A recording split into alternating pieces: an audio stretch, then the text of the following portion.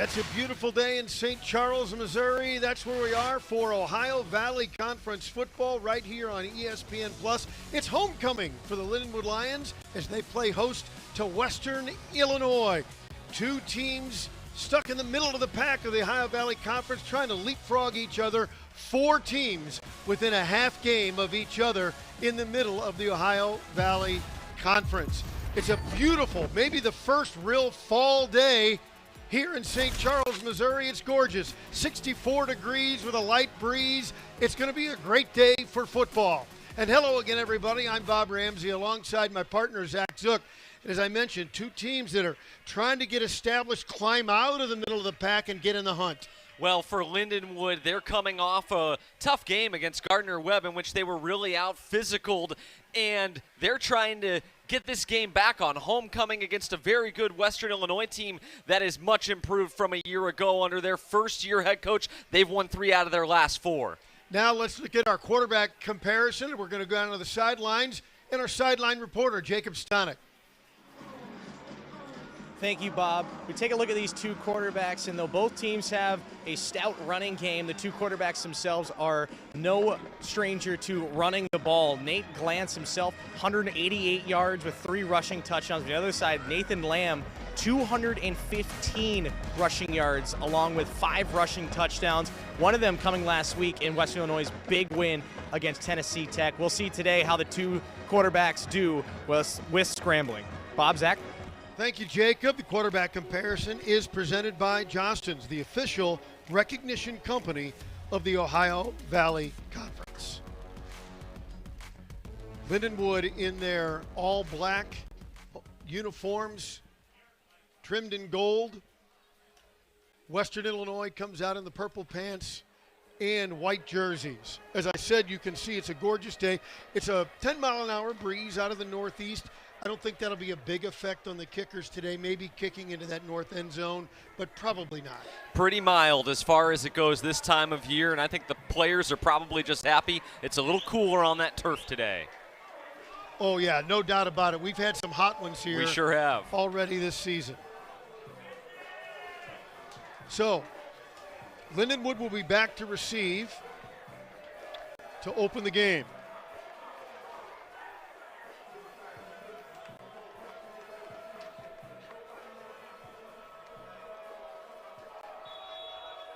And we're ready to get it underway.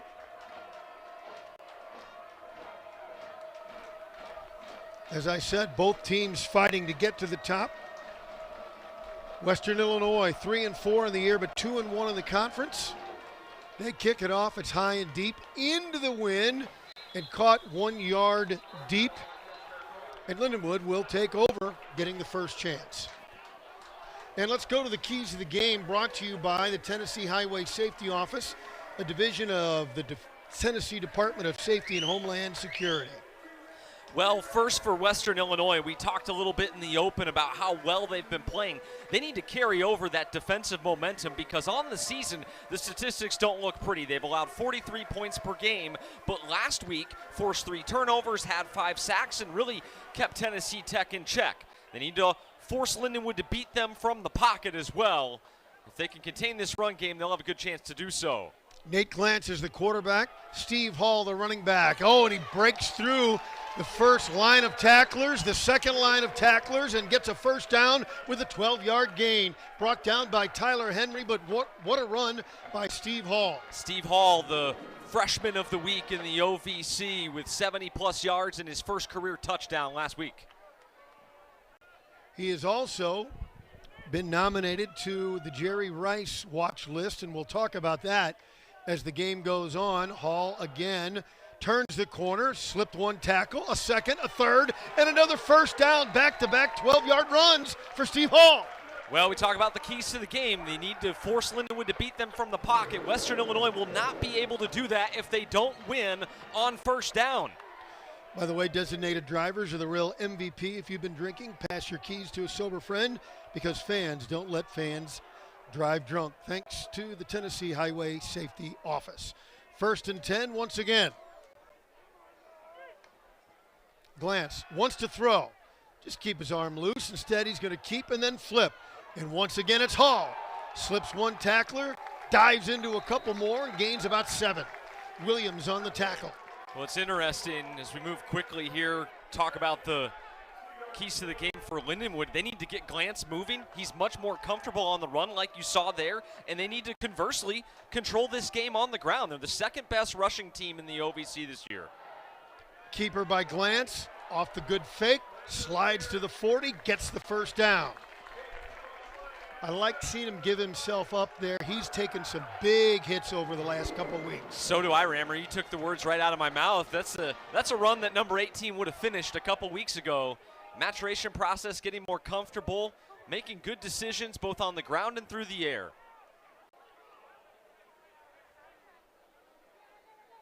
Send Krobath in motion. Glantz wants to throw, flushed out, he's going to throw it away. He sensed that on that backside coming in, Irvin, on the penetration and pressure. Well, you're never going to criticize him for the throwaway, but you'd like to see him maybe get to his check down. He had Hall open in the flat on the far side. And so he's going to try him on the far side again in the flat. Oh, a beautiful block. Still on his feet, turns the corner. Here comes Steve Hall. And out of bounds, another big play by the running back, Hall. Well, this is technically a passing play, but this is an extension of the Lindenwood run game. And you see why Western Illinois has had problems defending the run. They haven't pursued very well on this first drive, and they're missing entirely too many tackles. Braylon Brooks saved the touchdown for Western Illinois and the Leathernecks. Trying to dig in here. Again to Hall, over the left side. Still on his feet. Another nice gain for Steve Hall. Hall came in averaging just over 6 yards a carry. Irvin again on the tackle. He's already pumped that up, that average. He is getting after it today. This is a tough matchup for the Leathernecks. Lindenwood is the second best running team in the OVC, and they've been running the ball well. Over 200 yards on the ground per game their last 2 times out. Hall again, why change the game plan? Slides forward as he slipped through the hole, and he's going to get another first down, gain of 7. Piper on the tackle. Jeremiah Piper. Credit the offensive line. They are moving guys up front. Sure is nice to run the football when you're able to get to the second level of the defense before you're touched on most of these runs. First and goal. Hall and Glantz, little conversation to get this one going. Man in motion is Krobath. Hall follows a big block and into the end zone. Touchdown, Steve Hall! Oh, a huge block on the left side, Zach. This is the bread and butter of Lindenwood's running game. It's the wide zone to the far side of the field. They add a little run pass option to the near side to give Glantz the option to pull it, but I don't know if he was ever going to pull it with the way that they've been running it on this drive. Hall runs through a hole that you probably could have driven a truck through, and Lindenwood's up a score early. You called the offensive line early, and they had a marvelous drive. Seibert on for the point after. And Lindenwood on top, 7-0. Terrific start for the Lions here at homecoming. You'd have to imagine that it was a pretty intense week of practice for Lindenwood after the way they were out physical, particularly on the defensive side of the ball by Gardner Webb, and you'll see it here on this touchdown. They get the tackle pulling around, the tight ends are up in there, lead blocking. That was Fugit that threw a nice block yes, it was. Out there on the edge. And Hall really isn't touched on his way to pay dirt. Western Illinois is going to have to find an answer and do so in a hurry, or Lindenwood is going to just do that for 60 minutes. Yeah, I'm glad you pointed out Darren Fugit, the sophomore tight end, 6'4", 235. The tight ends often playing double tight ends. They don't go to him a ton. There you see it from another angle. But they are critical to the success of the offense. Cameron Cooper coming around there on the pole as well, and they had a touchdown like that last weekend against Gardner Webb where they ended up pulling around one of the linemen and he didn't even have anybody to block. Cooper's coming through the hole. There's just nobody there because it was blocked up so well on the front side. Toriano Tate back to receive. Seibert will kick it off.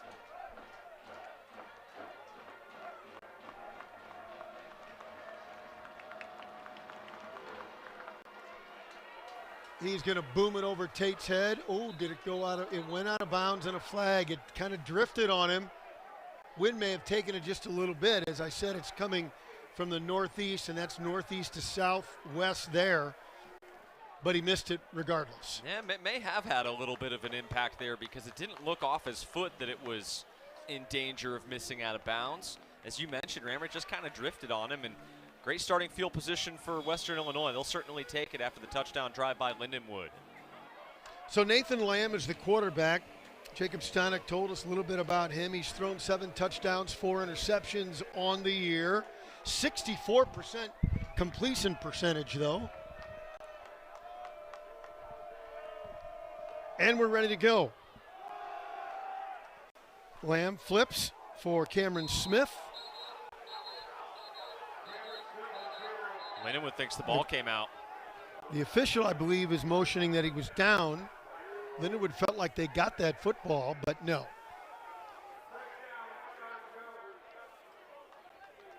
So a 9-yard gain for Smith. It'll be 2nd and 1. It's interesting. We talk about Lindenwood's ability to run the football.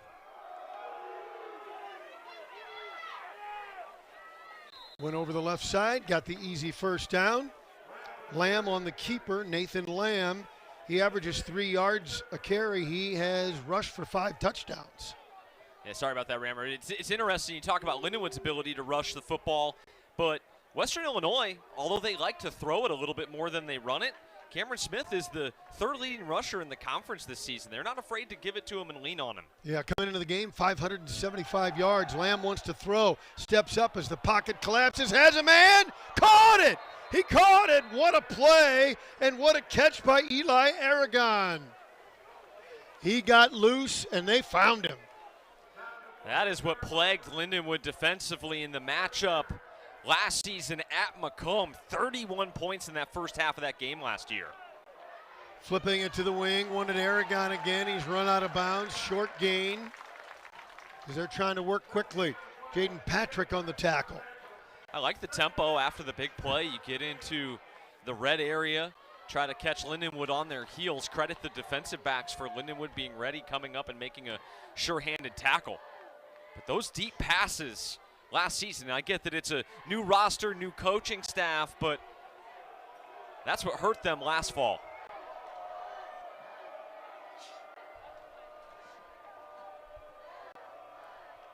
Second and a long 9.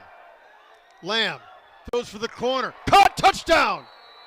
At the last second, Matt Henry kind of turned and blocked off the defender, who was Jalen Wesley, and it was just a nifty little play. Some good footwork to turn and get his back on the defender and make the catch. Yeah, that's a great job of making a play for your quarterback by Matthew Henry. Wesley's in phenomenal position, but it's Henry that's able to find the football in the air and come down with it for a touchdown. How about the Leathernecks answering a score with a score just as quickly? Antonio Chana on for the point after. Drills it through. And we're tied at 7. We've barely begun the game, and both teams marching down the field. Be a fun one today. So that was, let's go back to that big play, the big gainer to Eli Aragon. He made a move, and he was, no one was within 5 steps of him. And that was the struggle for Lindenwood last season. They just weren't able to stay on top of those receivers. We'll take a quick break. Tie ball game here in St. Charles, Missouri. 7-7 Western Illinois and Lindenwood in the OVC on ESPN+.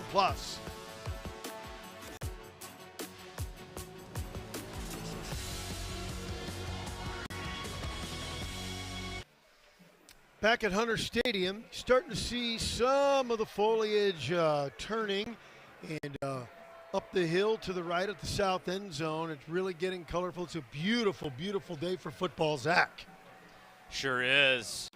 As we Go over our coaches comparison here. Joe Davis, we mentioned a little bit about the new Western Illinois head coach. It's his first season. He spent the last 2 years as the offensive coordinator at Eastern Illinois and oversaw the largest win percentage increase at the FCS level last season, as Eastern Illinois was able to notch 8 wins, finished 4th in the final AFCA poll, and he's been all over the place. Offensive coordinator at Albany, Northern Iowa, Shippensburg, and Wheaton, and also played quarterback at the Division III level at Adrian. And then on the other sideline, you've got Jed Stugart, 8th season at Lindenwood, 18th as a head coach overall. 127 wins coming into the season this year. The Leathernecks kick it off. And the Lions will take over. So, as they stunned the Leathernecks with a running game, just ran it down their throats, I think Lindenwood a little stunned with them going to the air and a big strike and score quickly.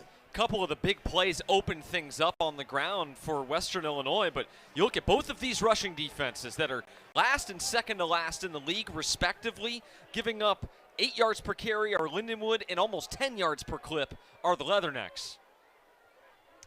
Cortez Jones, the running back. By the way, the coach's profile presented by Kentucky Tourism.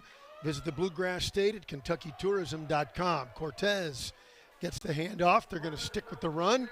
And a nice gain by Cortez Jones. Averages almost 6 yards a carry. Piper on the tackle. And you can see why, Rammer. This time, Western Illinois defends it pretty well. They have the gaps pretty much plugged up, and Jones just carries arm tackles for 3 or 4 yards. Tight ends line up. Hare and Fugit. The give again to Cortez Jones. Got a nice block. Gains about 4 more yards. Close to a first down. I love Lindenwood's ability to bring out the 2 tight ends, get in that 12 personnel with Cortez Jones. In short yardage particularly, like on this 3rd and 1, it is a tough personnel package to stop because these tight ends are so versatile. Jeff Caldwell goes wide to the left side. Drew Krobath wide to the right side. Tight ends are both in on either side of the offensive line. Caldwell goes in motion. It's going to be a keeper for Glantz. Had to wait for the play to develop, and he falls forward. Depending on the mark, I believe he'll get the first down. Yeah, let's see. Yeah, there they go. Always well, nice. He was right on it, wasn't he? He sure was. It's always nice, though, if you're an official when you get that touchback, because the 35-yard line essentially acts as the line of the game. Once he breaks that plane, you know you've got a first down on the field.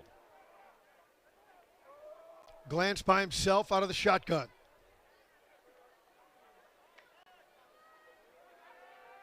Pocket breaks down. He doesn't mind. Steps forward. Didn't get much of a gain.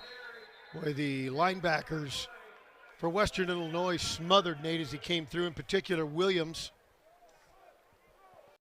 Jonathan Williams, the 6'1 freshman.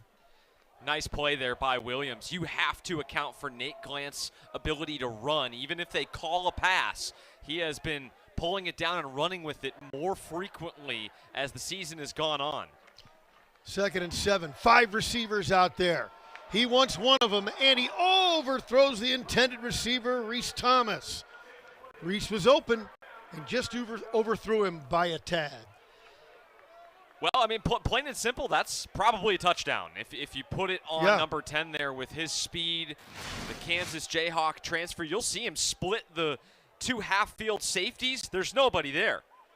And that's just a throw that Glantz knows he can make, but just hasn't been consistent enough with it in the passing game so far this year. Same formation, including Cortez Jones wide to the left side. Pressure comes. Glantz keeps, throws on the run, completes, first down. Still on his feet, spinning forward. Reese Thomas brought down by Ryan Crandall, so he made it up to Thomas. Yeah, he sure did. I was just going to say, you know he has the ability. That was a laser beam on the run. I really do feel like he feels more comfortable and is borderline more accurate on the run than he is hitching up in the pocket. Should have snapped it there. Yep. You know who he is in a 50-year-old plus reference? He's the Sundance Kid. He's better. He's better when he moves. Watch the movie, folks. You'll get it. Cortez Jones cuts it back through the middle to the 40. Nice gain, but he paid the price. A big hit late. Ryan Crandall again. You've called his name a lot, and he's everywhere. The leader on this defense for Western Illinois. Yeah, he's got over 55 tackles now on the season. Those hits hurt a little less, though, when you've already gained 4 or 5 yards. That's right. 2nd and 6. Give to Cortez. Was going to go outside, cut it back inside the left tackle. Another solid gain. It'll be 3rd and short.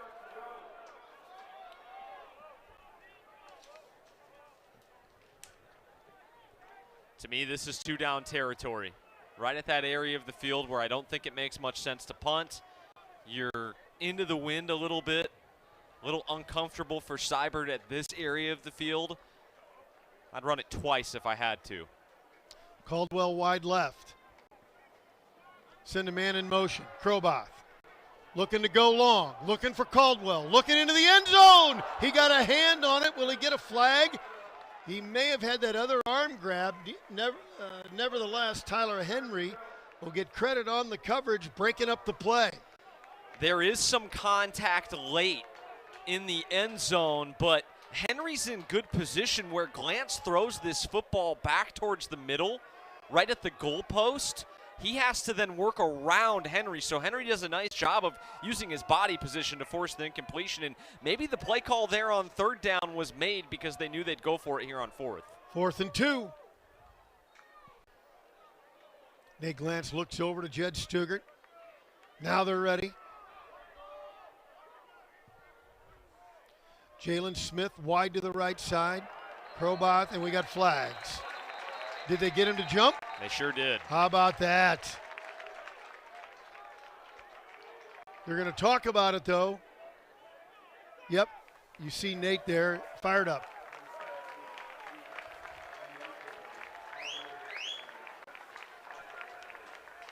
First down.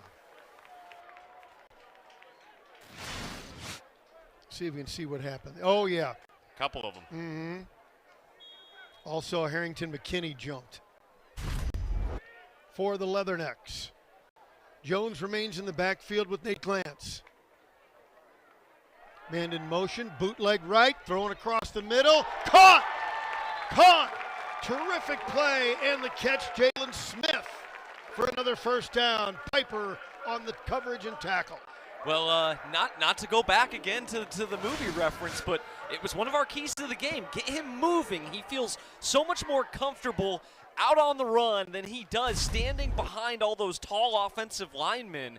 He has a much more clearer vision when you get him out of the pocket because he's not the tallest guy.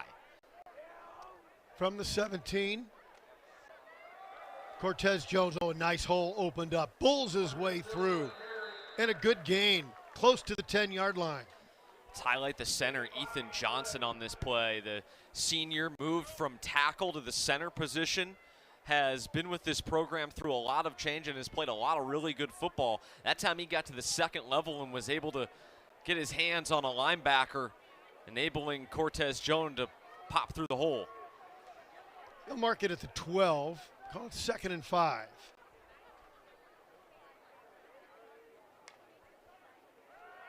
Glantz, sprint left, has a man toward the flag, touchdown! John Anthony, the sophomore from Chicago. That was wide open. This is such a good ball by Nate Glantz. Again, they get him moving out of the pocket, and he leads Anthony up the sideline to open space. Anthony can't see that because he's got his back turned to the quarterback, but Glantz puts enough air on under it to give him time to adjust up the field and turn a good gain into a touchdown. Great throw by Glantz. Logan Seibert for the point after. And it's good. We'll take a quick break. Lindenwood answers right back again. This is a shootout here in the early going. 14-7, Lindenwood on top of Western Illinois. It's the OVC on ESPN+.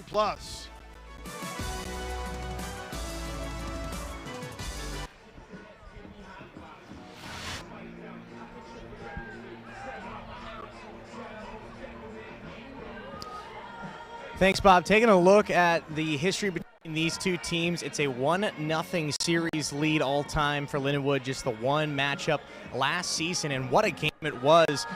Looking eerily similar here today. Another barn burner. Lindenwood was down by 3 scores at halftime, came back to win against the Leathernecks 43-40 with a massive second half comeback. Jeff Caldwell, 4 touchdowns in that game as well. Bob, Zach? Thank you, Jacob. Series History is presented by ServPro, the official restoration services partner of the Ohio Valley Conference. Interesting, that game last year was a non-conference matchup. Another look at the touchdown. There you see the touch that I was talking about on the front end before that break. Western Illinois takes it away if you're trying to throw that ball on a line, but Glantz with the touch is able to lead Anthony into the end zone. And from the goal line, they bring it out. A couple of big hits. Huge hits. Taking out Toriano Tate. He took it from the 1-yard line and paid the price.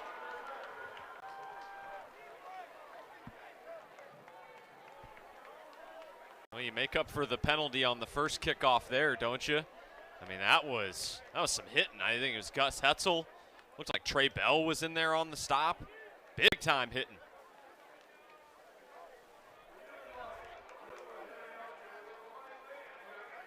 So, we'll take a quick break. 14-7. Lindenwood on top of Western Illinois. It's the OVC on ESPN+.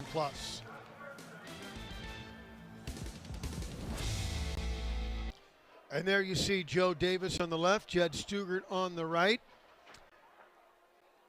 Coach Davis, an offensive guy. Coach Stugart, a defensive guy. Nobody likes being in a shootout, though. And there we see close to a first down on the pass first play, Zach, because you can't control it. And coaches love control. Yeah, they sure do. And I think if you were to give Jed truth serum, he'd love to play a 10-17 game probably every week. But sometimes you play 43-40 games, and you've just got to be able to win the game that you're playing that weekend. And a handoff on the end around to Eli Aragon, and another first down. Sanjay Strickland on the tackle.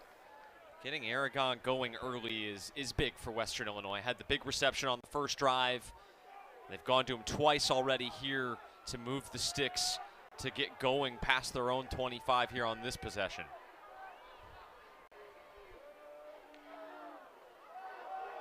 Give straight ahead to Smith. He gets to the 30, short gain. Jacob Waller on the tackle.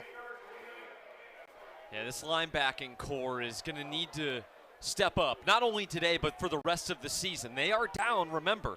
We talk about Lindenwood's struggles against the rush last weekend, but remember, they are down their top 2 linebackers in Devin Edwards and Ethan Stolzaltz. Fake to Smith. Swings it out to the right side, complete to Aragon again, but again, another short gain. They are so deep at that linebacker position. Another guy that's pretty good is Vincent King, who is able to make the tackle, bumping out the receiver on the sideline there to create this third down. 3rd and 6.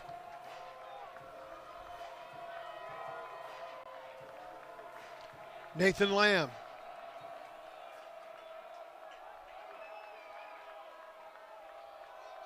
Doesn't have an incompletion yet. Has some time. Complete across the middle. Complete to Matt Henry. Sophomore brought down for a first down. Really good scheme here by Joe Davis. He realizes the defense that Lindenwood is in, and they got a good play called against it. You're asking Eric Gant to come down and cover Henry one-on-one from his safety spot. He's out-leveraged from the snap, and good job picking it apart for the first down. Aragon in motion. Lamb to throw. Near sideline. Catch is made. Stumbling forward, Tristan Duncan almost did bobble it for a moment, was able to hang on. And Duncan, the 6'1 junior, with the catch. Another nice really play call and play design by Joe Davis. They leak out Duncan on the backside of this, and it's a little throwback as they just leak him to the backside and then up the field. Good job by Duncan to come down with it. 1st and 10 again. Give to Smith. Hit in the backfield, spins forward, gained maybe a yard. Good coverage on the play. Jacob Waller again. 36 has been everywhere this season. When called upon, he has played some really good football for Lindenwood, and that time, not an easy task to wrap up Smith in the open field, but he's able to do that and then wait for the troops to come support. Yeah, Waller's got over 50 tackles now on the season. We'll take a break. 14-7. Western Illinois marching down the field. We'll be right back. It's the OVC on ESPN Plus.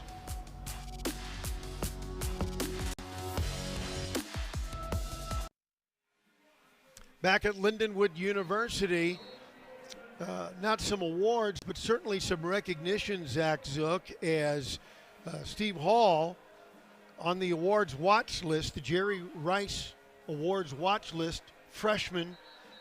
He's really done a remarkable job. Already has 65 yards in the first quarter. Yeah, he's been phenomenal today, averaging 6 yards per carry, and as you mentioned, 65 and a touchdown already for Steve Hall today. That Jerry Rice Award recognizes the FCS Freshman of the Year, and boy, is Steve ever deserving, and what an impact he's made for Lindenwood, forming really sort of the head of that three-man rushing attack for LU. Yeah, I'm old enough, and I was calling games for Grambling University and got to see Jerry Rice in person when he was playing at Mississippi Valley State. It was truly remarkable, and a nice catch out to the flats. Tristan Duncan with a first down for Western Illinois. Trey Bell slowed him down. Yeah, Jerry Rice was playing for Archie Cooley, the gunslinger, and Willie Totten was the quarterback. Never saw you snap the ball and you look up and Jerry Rice is wide open 20 yards down the field. Do you remember what kind of a day he had that day? Couple touchdowns, probably like 300 yards. It couldn't be stopped. Truly amazing. Nathan Lamb having a perfect day so far. There's a flag on the play. They throw to the end zone. It's broken up. That would be the first incompletion for Nathan Lamb, but we have flags. And it's probably going to be a free play, as you were sort of hinting at there, Rammer. I think it's Donnie Wingate on the far side that jumped. Now they're discussing this to see if he actually went into the neutral zone. Oh, wow. Sissel offset. Huh. So the officials got together, and we'll replay it. Well, Nothing happened. It's a free play unless you commit a penalty on said free play. Still wipes it away. You get a free shot at the end zone. Still 1st and 10. I mean, nothing really hurt, but from the 28. Could have been 1st and 5. Big Cameron Smith, 6 foot 220 is the running back. He's scored 5 touchdowns this year. Back there with Nathan Lamb. They send Duncan out wide to the right side. The tight end, Lanier, to the right side as well. Receivers left. Lamb, a little bit of a long count. Pushed out of the pocket and escapes. One tackler, then a second. Brought down, however, at the 20-yard line, and another flag. More flags. They're going to get 15 free ones tacked on as Lindenwood sort of finished off Lamb. The helmet comes rolling, and just the optics of that, you're going to see laundry in today's day and age. See how they're going to sort it out. Yeah, I wonder how bad Lindenwood got him. It was definitely at the end of the play. I don't know if it was really a late hit, though. Take a look, see if we can adjudicate. This is going to be a good view of it. Lamb, the second leading rusher for Western Illinois. He has the ability to do this, and it's going to be King. Yeah, helmet to helmet as he's going down. They're probably going to discuss targeting here. Vincent King came in and had that head down, and the helmets collided. In fact, it knocked Lamb's helmet off.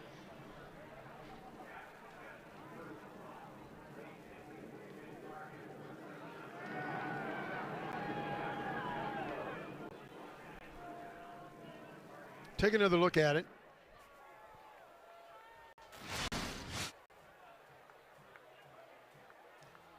So to me, Rammer, Lamb has become a runner. It's absolutely not late, but it is helmet to helmet. The targeting is probably going to stay. Did Vincent King need to do that? No. But was it late? Also no. But it was a vicious shot, and that's why the rule is in place to protect these kids, and it's just something you've got to do. One more look at it.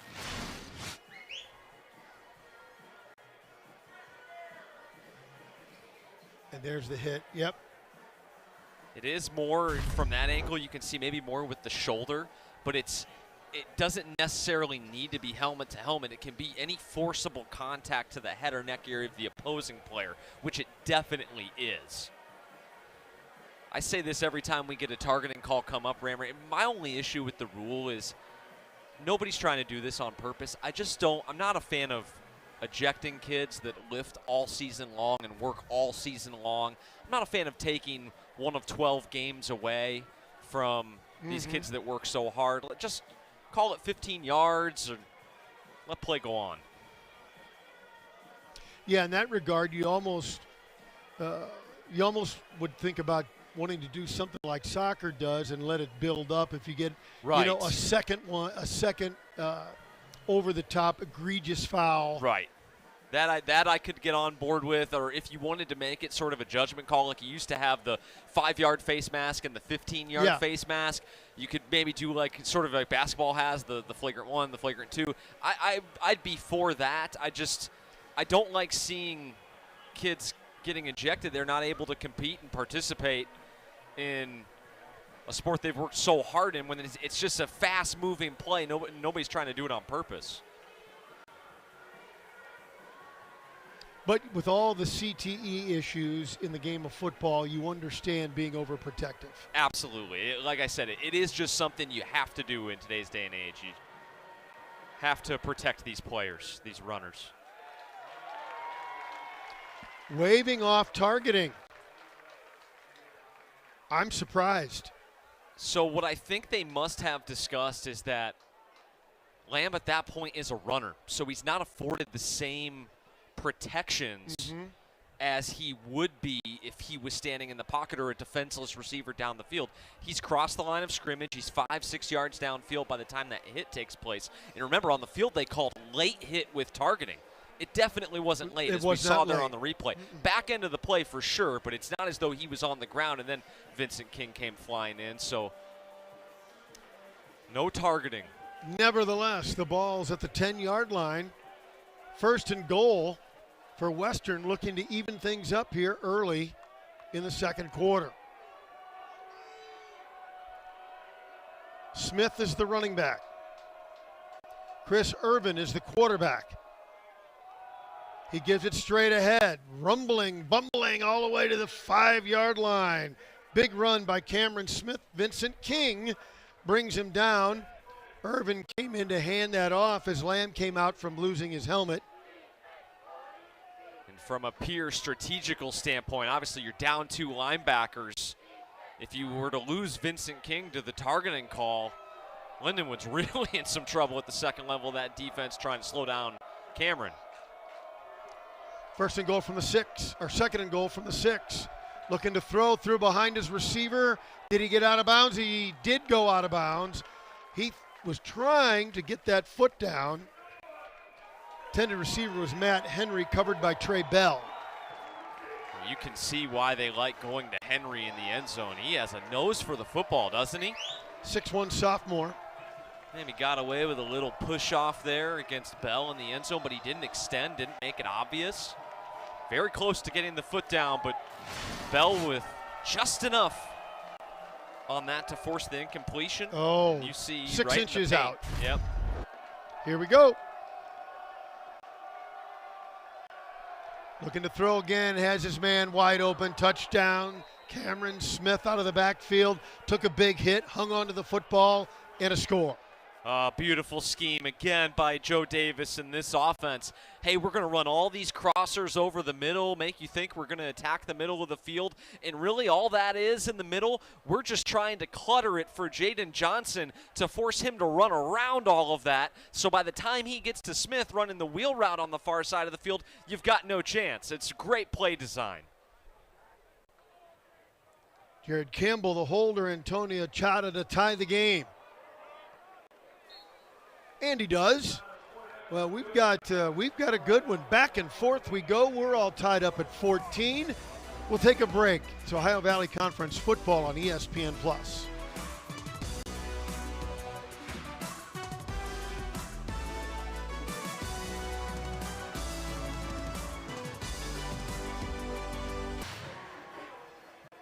Back at Lindenwood University. Glad you're with us today. A beautiful, beautiful day.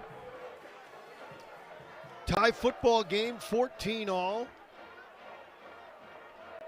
As the teams very happy offensively.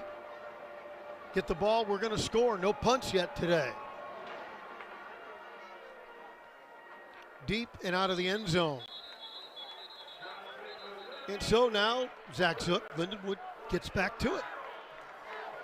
And I'd imagine you just keep working what you have done the first two possessions of the contest. It's on Western Illinois to try and stop you as we get another look at that touchdown pass there thrown by Lamb. You'll see all the traffic in the middle of the field, and all they're trying to do is essentially create a bunch of picks for Johnson to have to run all the way around. And you see there just the timing of it. It makes it very tough, if not impossible, for Johnson to work over the top. That's a really good job of understanding what the defense is going to play in a given situation so you can put the perfect play call on. Giammo gets his first series play.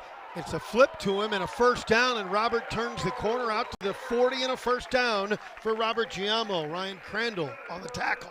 I thought Robert maybe had his best game of 2024 yet. Last weekend in North Carolina. Looked fresh, and he comes out and picks up where he left off. I think that's what makes this Lindenwood rushing attack so tough to stop. You just have a different style runner in there every possession.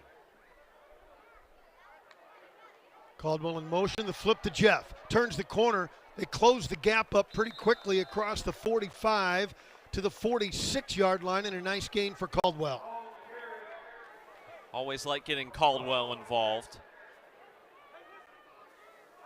First touch for him today, I believe. They went for him in the end zone there a couple of possessions ago. Back in the first quarter, came up empty.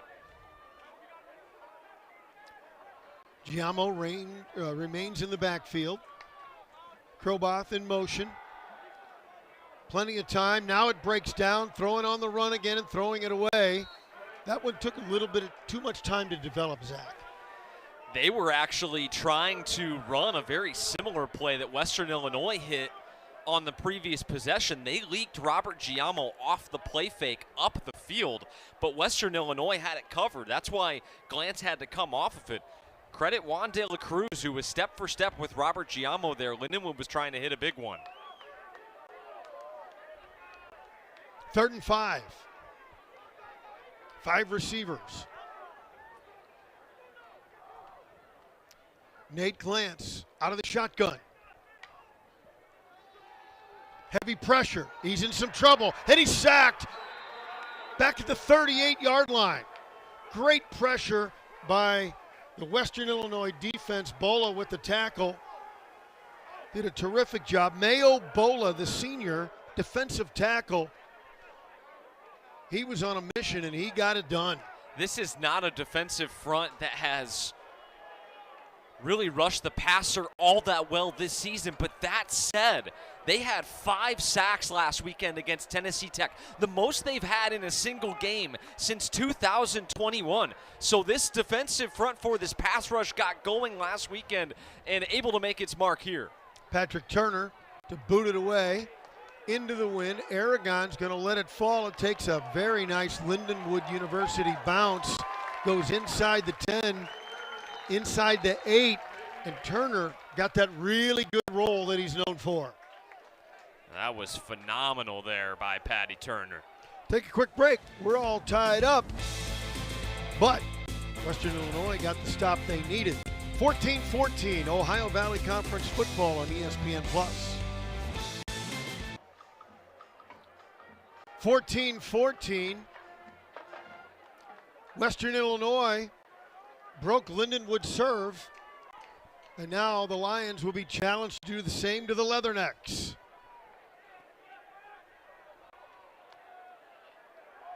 Faking the handoff is Lamb, rolling left, throwing on the run, it's complete. We've got a flag, complete to Christian Anaya. His first catch, right at the first down marker, but let's see what the flags are. It's going to go against Lindenwood. Talon Blaylock there was tied up with Aragon. He was pleading his case to the back judge that it was actually Aragon who pulled him down, but he's not going to win it. 1st and 10 from the 18. Cameron Smith, the running back. Matt Henry wide to the right side.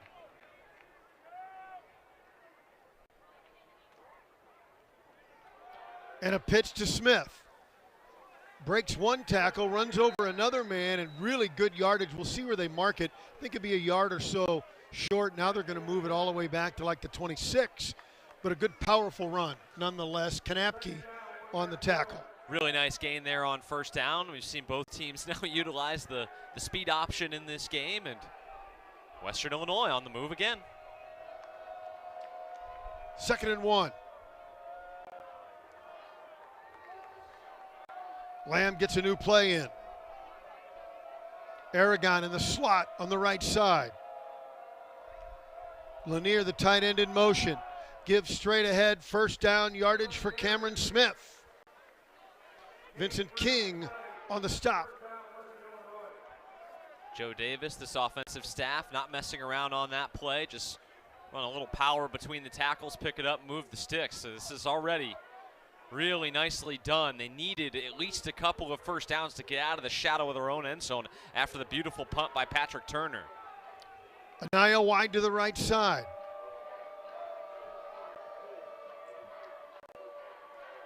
Lamb fakes the inside handoff. Wants to throw deep. Has a man, but it was pretty good coverage, and that one was never gonna be complete, I don't think. Blaylock on the coverage. Maybe a perfect pass beats Blaylock in that situation, but you're right. That pass the isn't pass thrown and the well receiver enough. weren't going to the same place. That's right. And I think you can credit the Lindenwood pass rush for getting in the face of Lamb there, forcing that ball to be off target. 2nd and 10.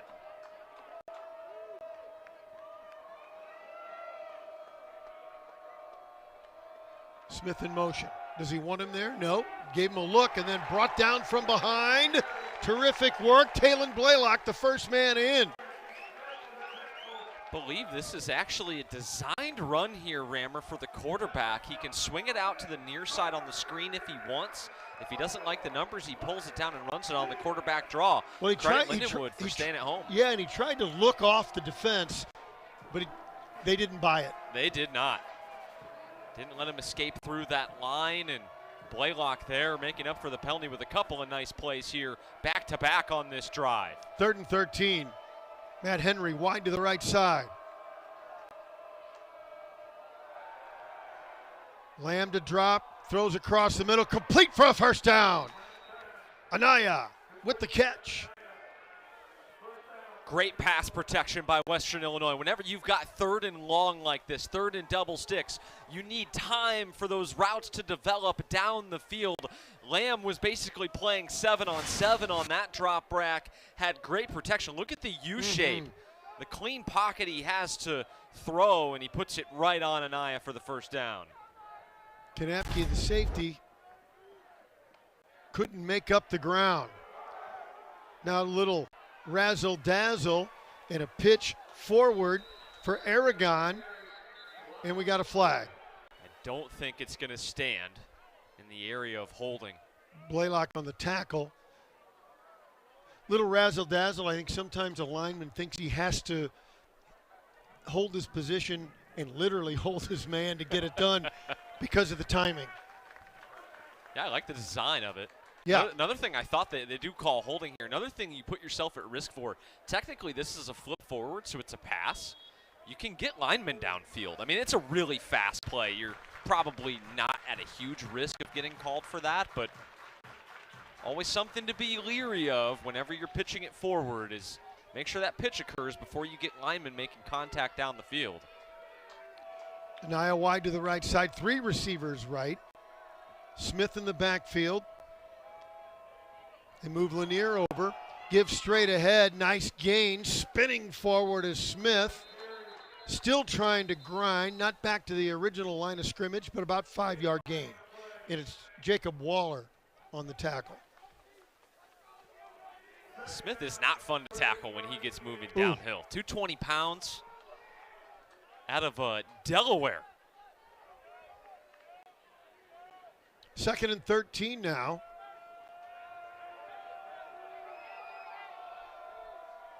Can the Lions put pressure on the quarterback? Lamb has had his way, and he has another man out of bounds. Henry with the catch. Got a foot down. You can see they are going at number 5 a little bit the last couple of possessions. Jalen Wesley has been a target for them in the passing game. They like the matchups, and they've tried to exploit it. They converted the first down sort of in his area, and then on the sideline there on that down, you wonder if they'll go back to the well again on 3rd and try to test number 5 in black. Lamb is 11 of 13 throwing. He has a very high completion rate, 64% on the season. Complete again and a first down. Out of the backfield, Cameron Smith with the catch, and they continue to move. Jacob Waller again. Credit Nathan Lamb. I mean, he is making it look easy. I can promise you it's not. He's just in rhythm. Again, credit the pass protection. He doesn't have to worry about color in his face. He's just able to sit back there and play quarterback and finding open guys all over the place. Anaya and Air again to the right side.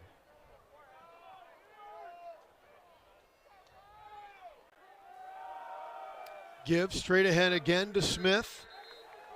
Gain of 4. Zach Lewis on the tackle.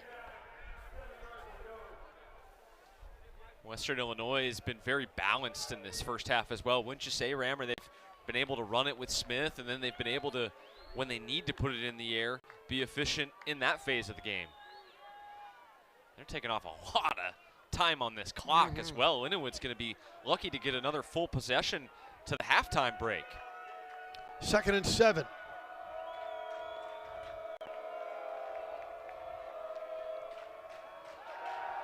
Back to throw. Lamb's going to step up and brought down.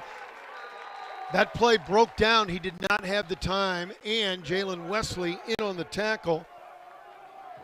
And that'll technically go as a sack. How about that? A corner sack for Lindenwood, and again, another chance for them to get off the field. Lamb has been spectacular on 3rd down in this drive in particular, moving the sticks and getting them a fresh set of downs. Can Lindenwood finally get off the field? 3rd and 7. See great work there. Also Wingate in on that play. Probably another half sack for Donnie Wingate, one of the tops in the conference. Smith in motion, looking to throw. Wants it big, down the sideline. They run him out of bounds, looking for Matt Henry. Yeah, I love this call by Lindenwood's defensive coordinator, Eric Inama. He is going to heat up Lamb this time and just force him to throw it up one-on-one, and Wesley step for step. That was fantastic coverage. 4th down. Looking to make a play. You like this call? We'll see. We'll see if they snap it here. This is aggressive.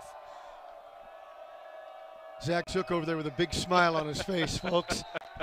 You like stuff that's different and the gamble. You kind of felt like that one wasn't going to get snapped, but you never know. We'll take a break. We're tied at 14, 4:34 left in the second quarter. It's the OVC on ESPN+.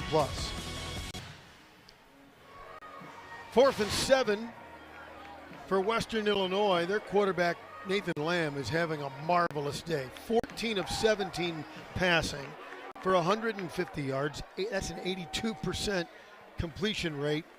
Really doing a great job, and his offensive line is giving him time.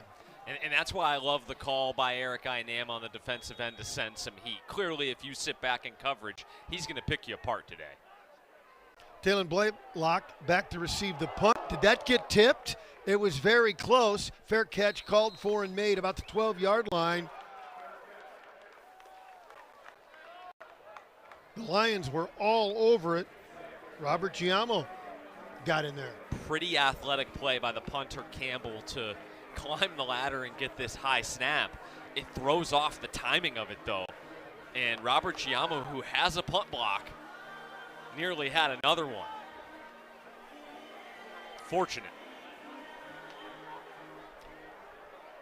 So let's see what Dusty Avorka has in store for a long, potentially long drive. And the give, they'll go straight ahead. Gain of about 5. Steve Hall brought down by Williams. Actually, you can call it 3-yard gain.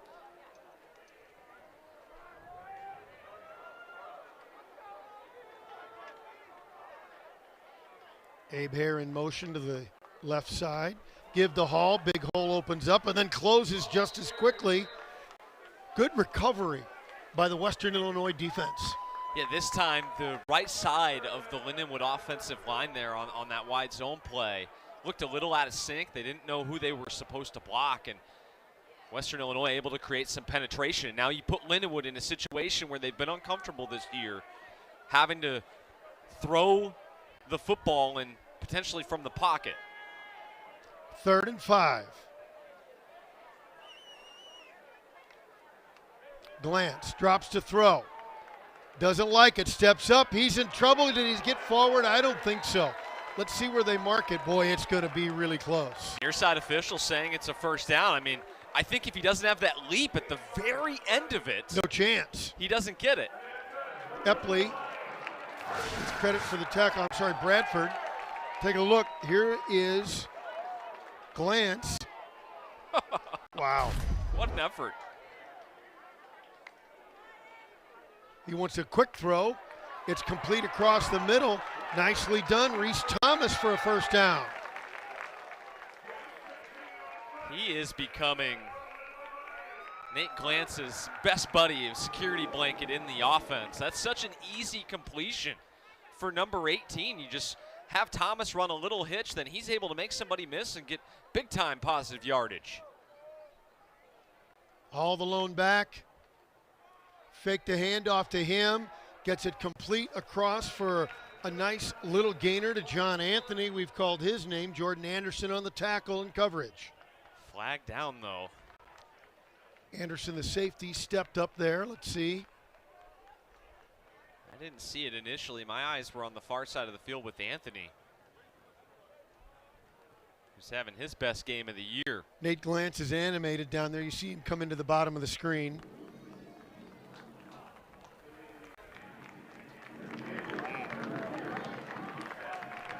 Illegal use of the hands. Yeah, somebody got their hands up high. I didn't know if it was maybe at the face of the quarterback or on the offensive line. See if we can maybe get another look at it, but that's going to really hurt Western Illinois, yeah, because you've got the football now inside the 40 just like that, and Lindenwood can control the rest of this first half. Another look at it. Had to have been on the offensive line. There you go. Oh, there it was. At the end. Yep. Got up on Montesir.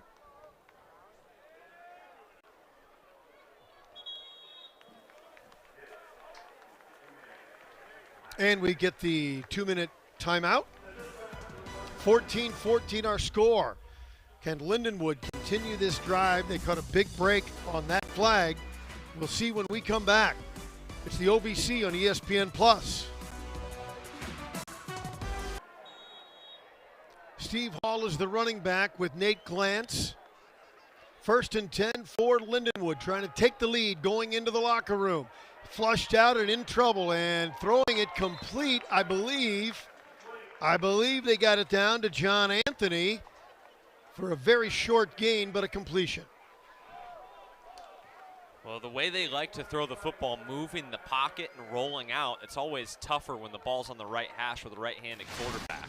But how about Anthony getting involved? He's got some real playing time here in this first half and came into the contest yet to record a catch this season. He's got a touchdown, and that was his third reception of the game already.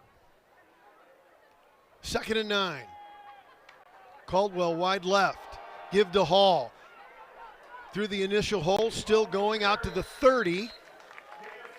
It'll make it 3rd and 3. Ryan Crandall on the tackle. I like the call to run it. Get yourself in a more manageable 3rd down here. You've got all day. You've got 3 timeouts. The clock will stop on first downs. Inside of 30 yards to go. 90 seconds left in the quarter. Anthony to the left side. Caldwell in motion. Fake to Jeff. Driving forward for the first down. Great work, Nate Glantz. Sold it beautifully. Dives forward, got a block and a first down. Juan de la Cruz on the tackle. That is a good decision there by Glantz to pull it. If he doesn't, Ryan Crandall is going to get a free shot on your conference leading receiver here.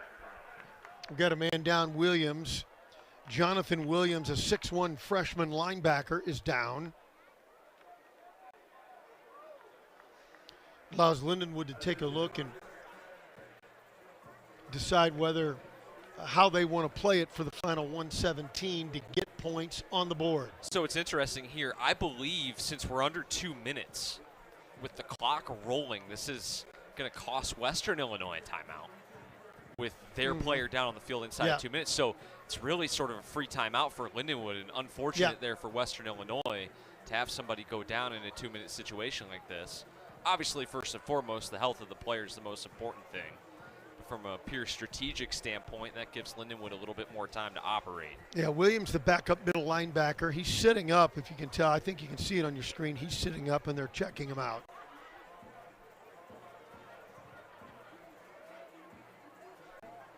So Lindenwood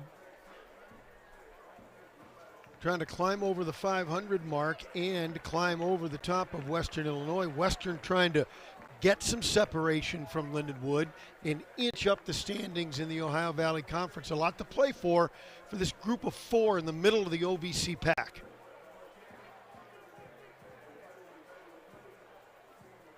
Good to see Mr. Williams up and walking out under his own power. Yeah, just a freshman from Arizona getting some real time. Looked as though he's in pretty good shape. Crobath in motion. And that's going to cost Lindenwood.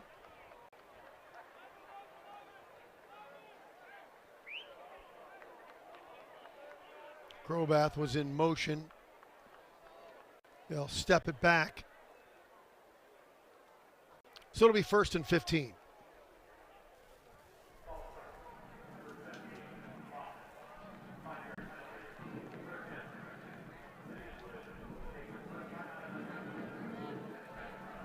Now Lindenwood wants to talk it over. Well, that's the luxury of having 3 timeouts here with a minute to go. You can make sure you get a good play call here and get on the same page. Well, with 1:08 left, you know, every now and then you'll see in a situation you want to take a big bite out of it, but you'd like to get, what, half of that back at least. If you can get the penalty yardage back, but you are getting to a point here where you at least have to hasten the pace a little bit. So you'd at least be going no huddle if you get a completion over the middle of the field, so you can maximize the amount of plays you can run in this situation. Double tight end set. Caldwell wide to the right side. Crobath wide to the left side. Steve Hall, the running back, with Nate Glantz. Crobath in motion again. Keeper. And they're going to get it all. 10-5, touchdown, Nate Glantz.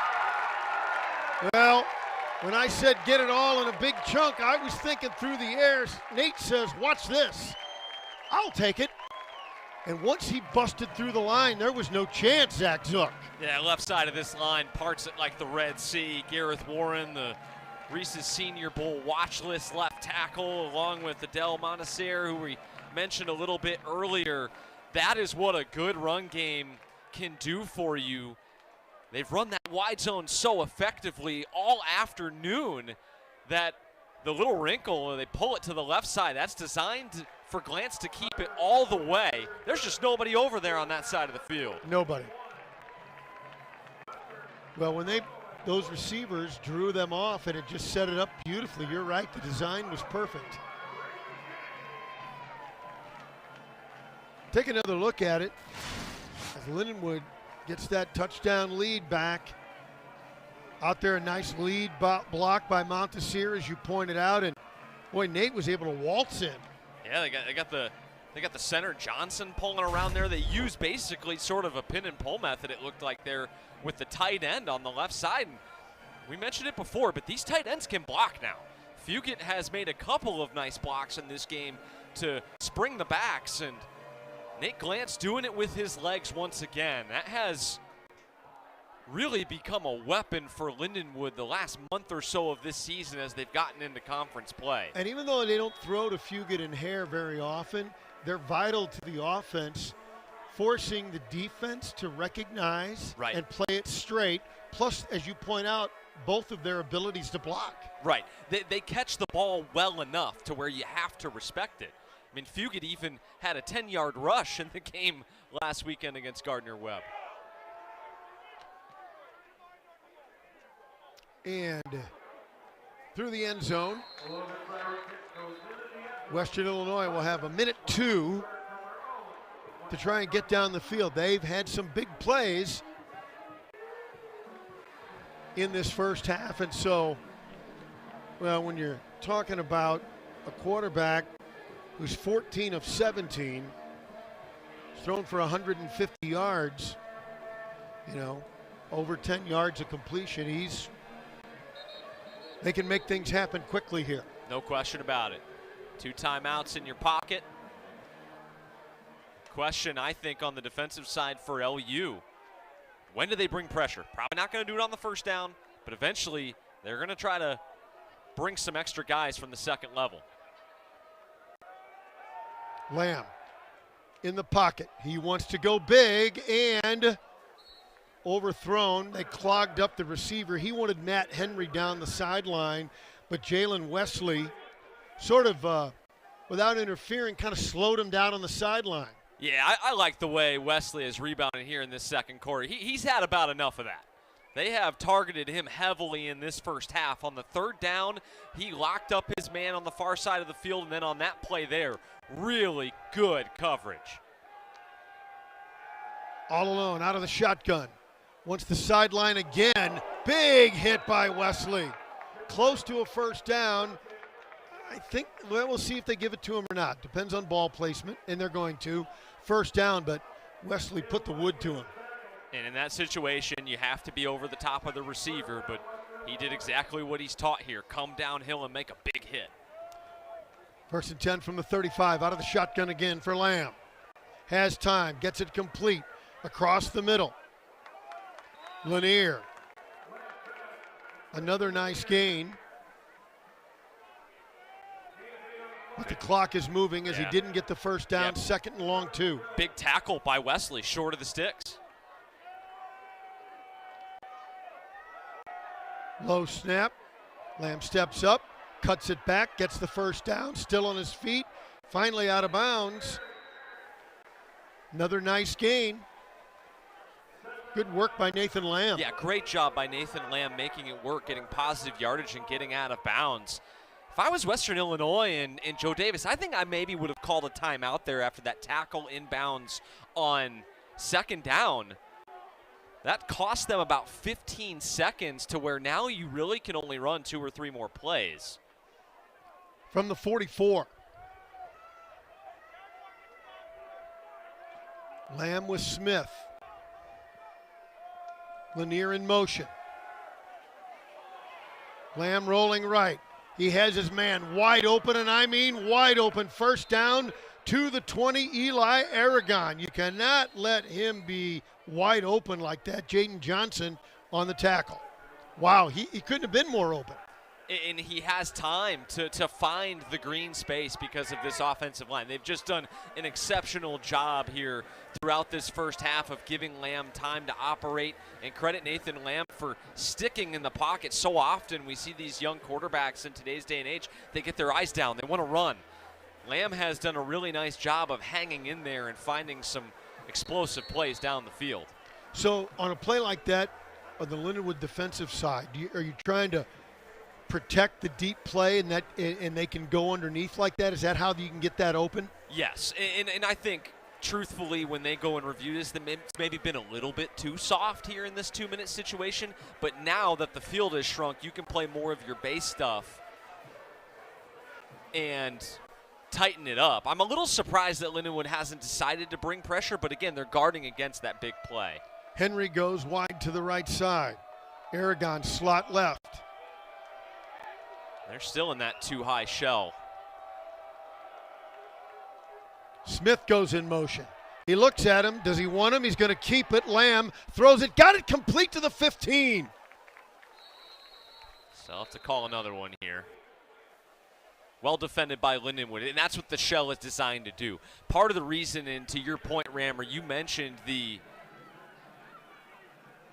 wide open spaces underneath. When you're playing sort of that quarters look where you've got 4 guys back deep, both the corners, both the safeties, you've only got 3 defenders underneath, and they're your slower players. They're your linebackers. They have to traverse a wide area of the field, so you're not giving up much down the field, but there's a lot of green space for these athletes to find that they can underneath. And positive yardage. They don't have to have the big score. But that time, though, it worked the way that it's designed. You force them to check it down to the back. It took a lot of time off the clock, and now they're forced to kick it. So Antonio Chata on 4th down.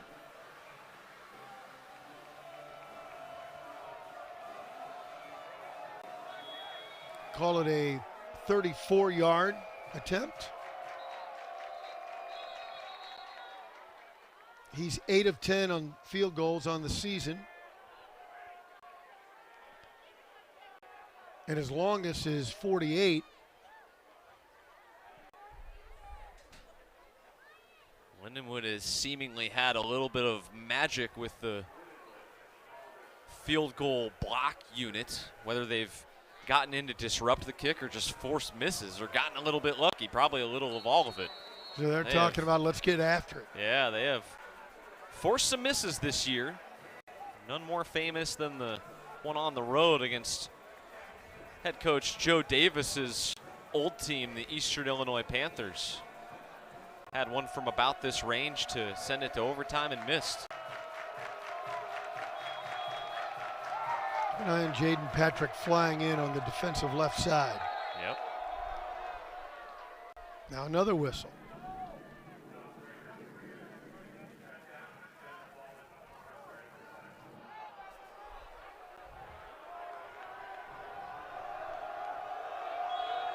So everybody gets set again.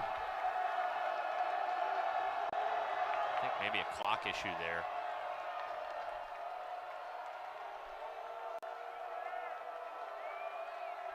Snap back, ball down, kick is up. It's high enough, it's long enough, and it's good. Chata with the field goal makes it 21-17. So a terrific offensive effort by both teams in the first half. 21-17, our score. Really positive drive to end the half there. If you're Western Illinois, Joe Davis has to be pleased with the way his guys have played. We hope to get Jacob Stanek to visit with Coach Davis as they group down on the field.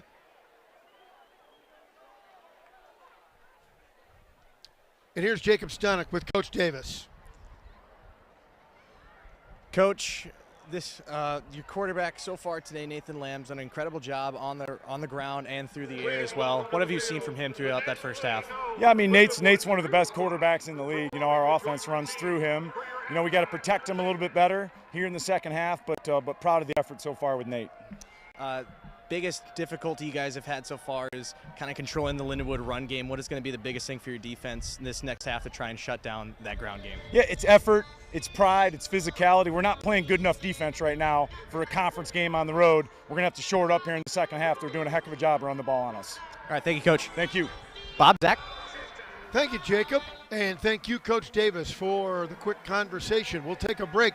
Halftime activities come your way next from Hunter Stadium on the campus of Lindenwood University. The Lions lead the Leathernecks of Western Illinois 21-17, and this is Ohio Valley Conference football on ESPN+. It's homecoming at Lindenwood University, and a good ball game through one half of play, 21-17 here in the Ohio Valley Conference at gorgeous Hunter Stadium on the campus of Lindenwood University. And let's take a look at some of these halftime stats, Zach Zook. Well, it's pretty even. 16 first downs apiece. The yardage is similar. The way they've gotten there has been a little bit differently, but it's sort of been the MO of both of these offenses throughout the season. Western Illinois has been very successful through the air, as you sort of probably imagine they would be coming into this game. More of a balanced attack, but they have thrown for more than they've rushed for on the season. In Lindenwood, we thought they'd have an advantage running the football. Second best rushing offense in the OVC versus the worst rush defense in the OVC, and that has bared itself out. 150 yards on the ground at halftime. If anything, Rammer, I think Lindenwood's gotten away from the run a little bit too much, but it'll be interesting to see the adjustments made at halftime. So those halftime stats presented by United Fidelity Bank. United Fidelity Bank serving their community since 1914. More halftime activities from Lindenwood come your way next. 21-17, the Lions on top on homecoming. And this is OVC football on ESPN+.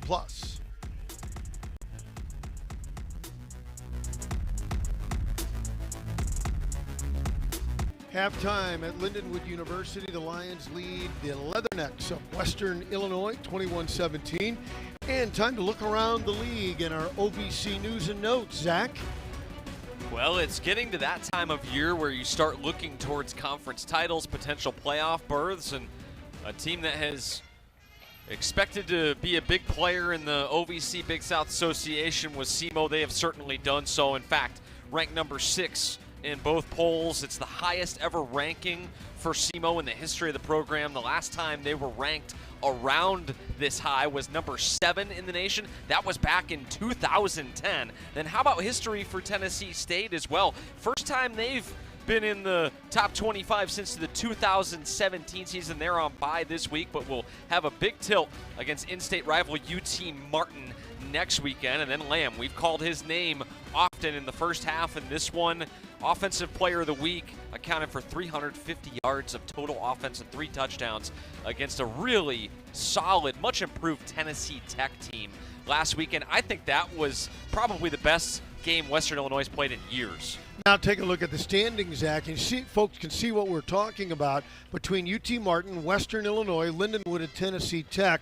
They're all wanting to climb up to the elevated status where the air is clear with Southeast Missouri and Tennessee State, and they're all battling to get there. And you can see how here in midseason, just one game here or there can really let a team leapfrog. Yeah, still a lot Still a lot to sort out here throughout the remaining days of October and into November. And Lindenwood faces a lot of those teams towards the top of the standings, so they'll have an opportunity to claw their way back to the top if they can get it done. But as you see there on the scoreboard, SEMO's getting tested by Gardner Webb, who we had on the radio last weekend. And Charleston Southern trying to get an upset on the road. We'll take a break. Second half coming your way next. 21-17. Lindenwood leads Western Illinois to the OVC on ESPN+.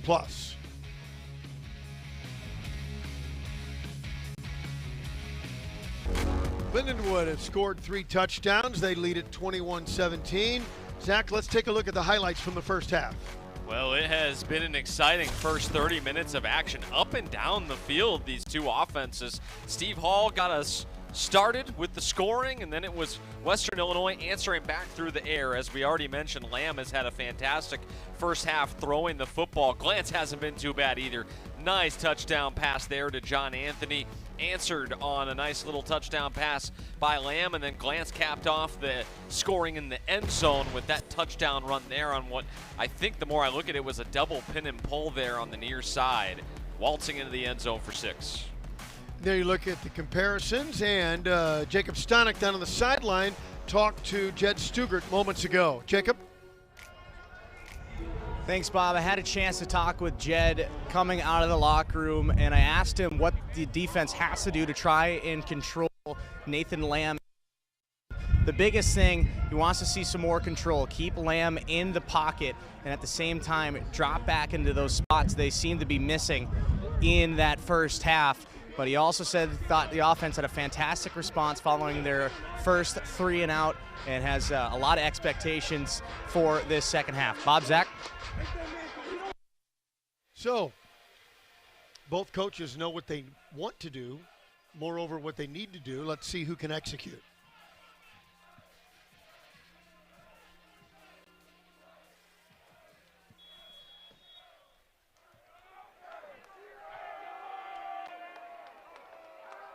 Lindenwood kicking off to Western Illinois.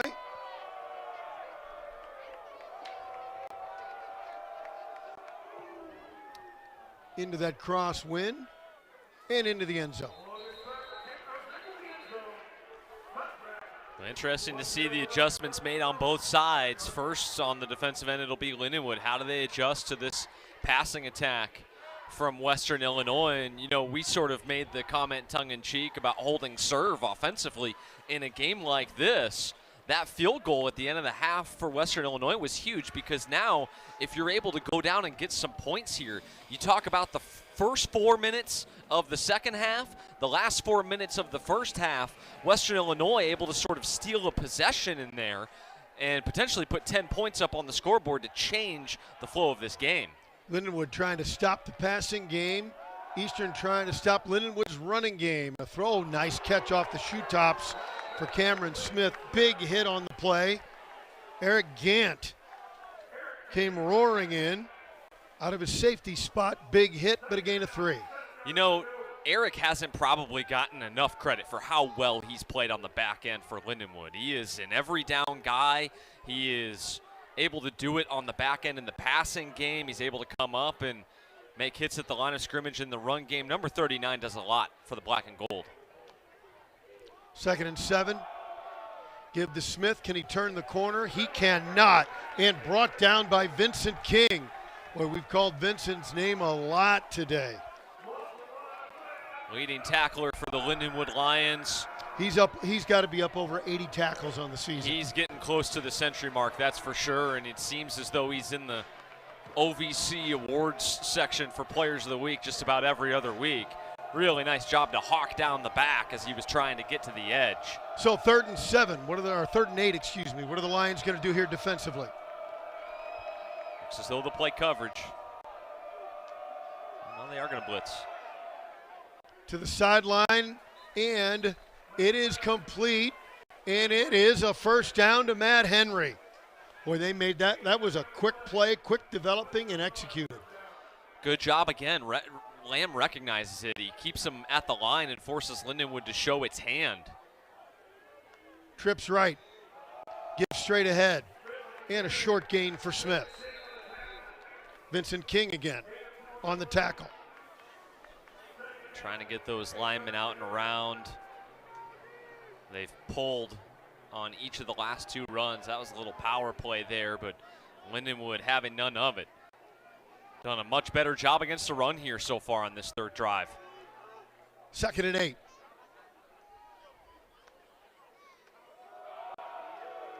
Fake the inside handoff. Keeper for Lamb. Nowhere to go. Maybe gained a yard. He was swarmed. Strickland in there. Sanjay Strickland, among others. Western really leans on Nathan Lamb's ability to dissect the coverage on downs like this. He's been really, really good on 3rd down in this game. But Lindenwood, another chance to get off the field and get the ball back to their offense. 3rd and a short 7. 4 receivers. Dropping to throw for the sideline. Caught! He caught it in traffic, and I mean heavy traffic. Trey Bell on the tackle. Bell on Henry, it's really good coverage. Lindenwood again heats it up with the blitz. They try to get to Lamb and knock him off his spot, and I'm just so impressed with Henry's ability at the catch point to be the aggressor. Yeah, that was a big tackle to stop him, but a bigger catch in traffic. Throwing long, one-on-one, a push-off, but incomplete. Henry wanted Trey Bell to draw the flag, but it was really Henry, it looked like to me, pushing off, but who knows? I think this is exactly how you teach it. Back when I played corner, on those deep balls like that, when you're in man coverage, you're taught to get on top and then step on the toes of the receiver. That's exactly what Bell does, slows down his momentum and doesn't allow Henry to get back on top. Really nice coverage on first down. 2nd and 10. The pitch, Smith turns the corner, up the sideline. Nice gain. Kanapke in there for the tackle.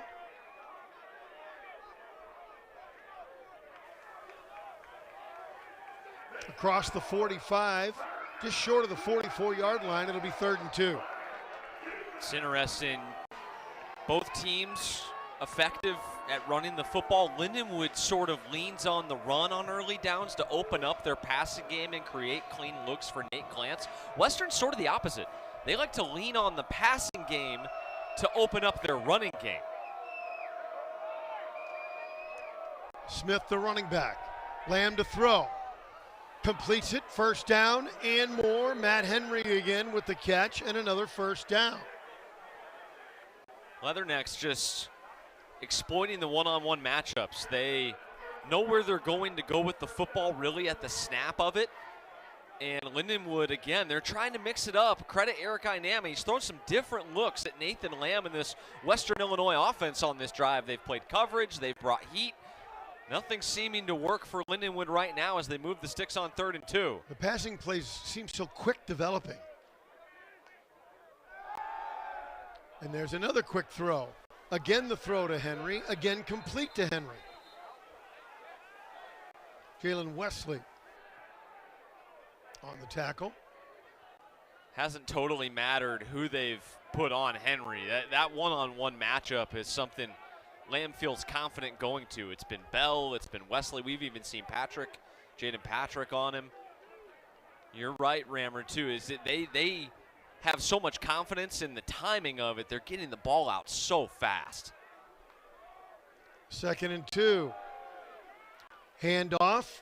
The end around comes through. Aragon gets the 1st down, brought down by Blaylock. But another 1st down, and they just keep marching down the field. Really, what a great drive. And really, the only way to stop those quick hitters on the pass is to get your corners up at the line of scrimmage and be physical. But then you open yourself up to, if you lose off the line of scrimmage, you're looking at giving up touchdowns. So it is a high-risk, high-reward thing. Keep an eye on Henry, slot left. Aragon wide left. Now he comes in motion. Across the middle, complete again. Henry, who else? Slipped the tackle, drives in, fumbled the football. Recovered, touchdown. Recovered, touchdown, Aragon, trailing the play. What a crazy turn of events, Zach. What a wild play this was. It's, again, on the front end of it, nice design. You get Henry in a one-on-one matchup in a foot race across the field. You like your odds there if you're the Leathernecks. But then Lindenwood, which has done a good job of taking the football away defensively this season, puts a massive hit on him to force the fumble, but they've got nobody there to recover it. Take a look at who makes this hit. Right out the goal line, Wesley again combining with Eric Gant, but they just don't have anybody there to pick up the football, and Aragorn is Johnny on the spot to pick it up for 6.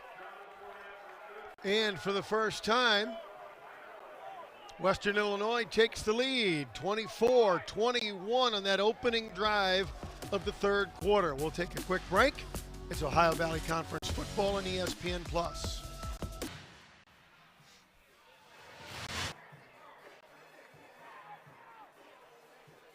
Terrific football game here at Lindenwood University. And for the first time, Western Illinois has taken the lead. So it's still early, and it's a 3-point lead here in the third quarter. But it does feel different when suddenly you're behind. No question about it. Fair catch called for and made.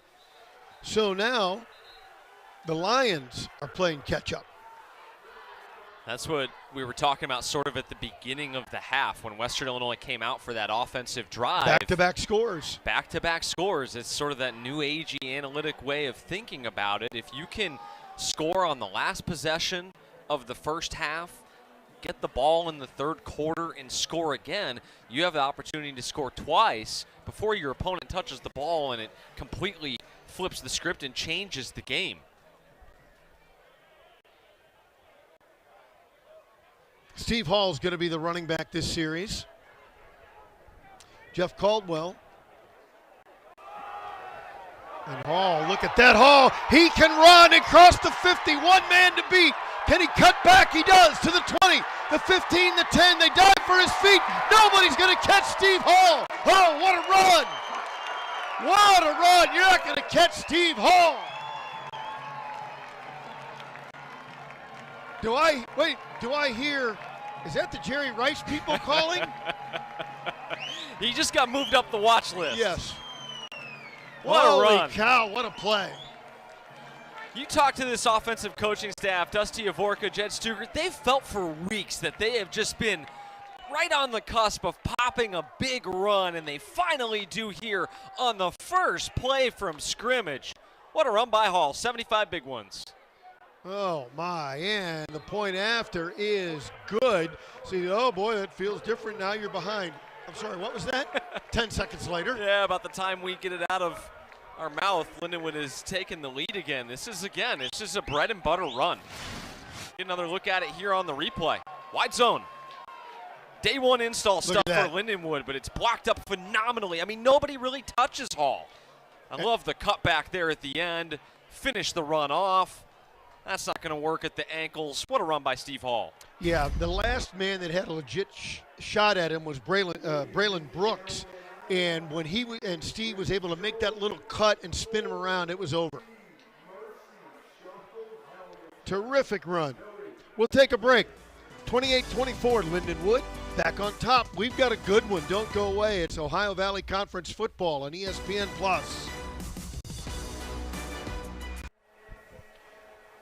Well, Zach, each team's had the football once here in the third quarter. Both have scored, and this is starting to look like a barn burner. Well, if you were to ask me at the start of this game if we could exceed the 83 total points between these two teams last year, I would have told you you're crazy, but we're right on track, aren't we? It's interesting here. How does Western Illinois respond? You had a really nice drive to open up the third quarter, ran a lot of time off the clock, and in about 10 seconds your work was wiped away. How do you mentally come back from that? Well, and we saw Lindenwood for the first time falling behind, jumped it with a big play. By the way, a 75-yard run for Steve Hall. He's got 151 yards now on the game. Just a huge, huge game. Remember, folks, freshman watch list, Jerry Rice awards to the freshman, the 151 yards. So Lindenwood showed, hey, we're ready. We're not worried about being behind. Now, Western's been behind most of the afternoon. We'll see how they respond. Can they hold serve here in this second half? Trips right.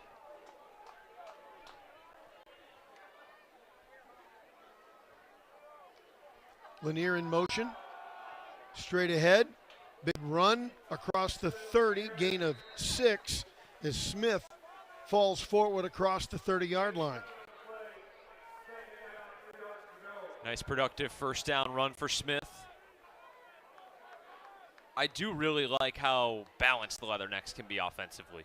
Obviously, they like to throw the football with Lamb, and they like their one-on-one matchups, particularly with Henry in this one today, but they really can hurt you in both ways. Henry wide to the right, 2nd and 3.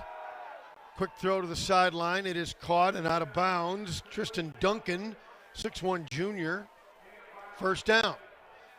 Here come the Leathernecks. And it's these quick-hitting passing plays. If it's not number 25 on the ground, it's these quick outs, quick hitches, getting your guys in space. And so far, these wide receivers have been winning the battles out on the edges, and Lamb has put it on the money more often than not. Duncan wide to the right side. Instead, it's a handoff. Diving forward is Smith. Gains 3, maybe a 4th yard. Hard-fought yardage, but good effort from Cameron Smith. Frank Caldwell had a chance to maybe make the play in the backfield. I think he got a little bit too far upfield. Smith has 52 yards on the game. Duncan goes wide to the right side. 2nd and a long 6. Fake the handoff, pressure. Time though, down and broken up at the last second. What a play by Trey Bell. He'd gotten beat, it looked like, Zach, and recovered.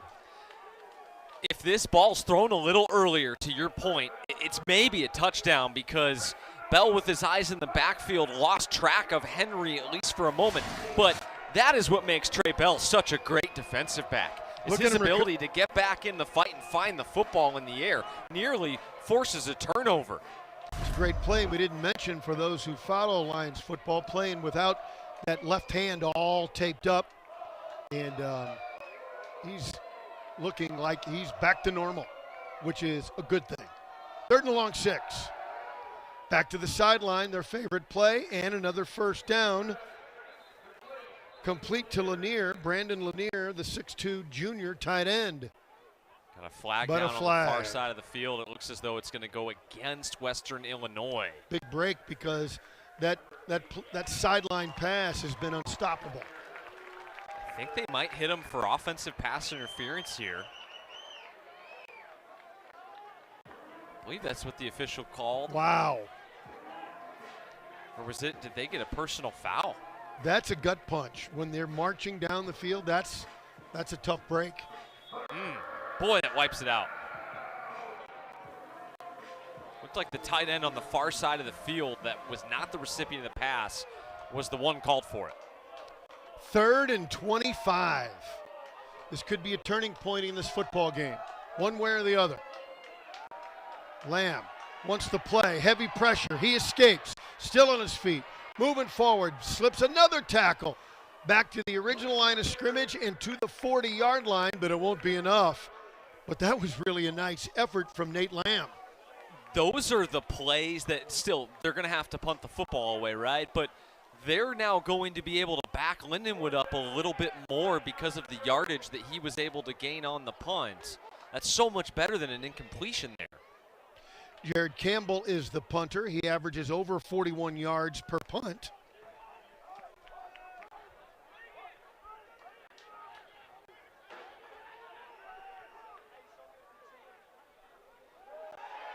Oh, and it's a sneak and a fake, and look at him go. Oh, my. Did not see that one coming. Jalen Riven, it looks like, the defensive end, is the man that they snapped it to, the up back, and they just form a wall on the right side of the line. There was nobody over there. They had Lindenwood completely fooled. Joe Davis and the special teams going into their pack of tricks at a perfect time. Zach, that's got to be so frustrating. You did everything right, and then some trickeration, very well executed by the Leathernecks, and they feel like they're rolling again because they are. Good tackle. Nice tackle on the play. It's a game-changing play right there. Yeah, nice play there made by Jaden Johnson on the first down run, but I mean, those are, you look back at the 6-7 plays that decide hotly contested football games like the one we have here today. And credit Joshua Caraway, the special teams coordinator for Western Illinois, drawing that up in the week, and I'm sure they saw on film, thought they had a pretty good look to pick that up if they got in a situation where they could use it. Strickland on that stop, no gain, 2nd and 10. Lanier in motion. And look at that play complete, driving forward, Aragon. They don't go to him every play, but he comes up with one big play after another and inside the 5. For how nice of a job Johnson did on that first down play, bringing his arms, making the tackle. He did not bring them on that second down play and got steamrolled. 1st and goal.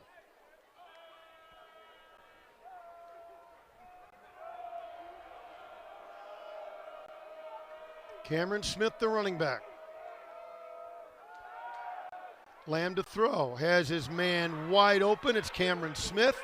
He slipped through the line and was wide open in the end zone for the easy touchdown. Lindenwood trying their best to create negative plays. They bring pressure again on Lamb, but the receivers are just winning so fast that the blitz never has any time to get home. I've really been impressed with the red zone play design by Joe Davis in this game. They felt pretty good about getting man coverage down in this red area. They have gotten man coverage, and they've had perfect plays and matchups to beat it. And Lamb is finding the matchups as well.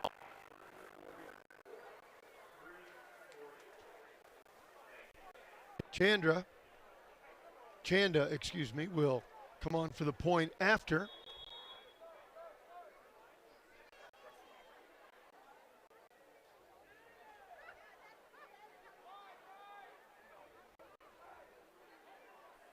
Taking all kinds of time. But right through the uprights. That's what they need to do, and a 3-point advantage back to Western Illinois. The Leathernecks lead Lindenwood 31-28. It's OVC football on ESPN+. At Lindenwood University, Hunter Stadium, what a ball game we have here today. Zach Zook, back and forth we go now. The fake punt, the offense through the air from Western Illinois, the grind on the ground from Lindenwood. This is just a good ball game.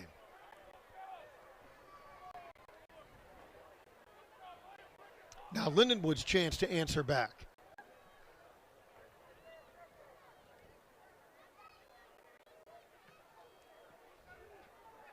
Fair catch called for and made.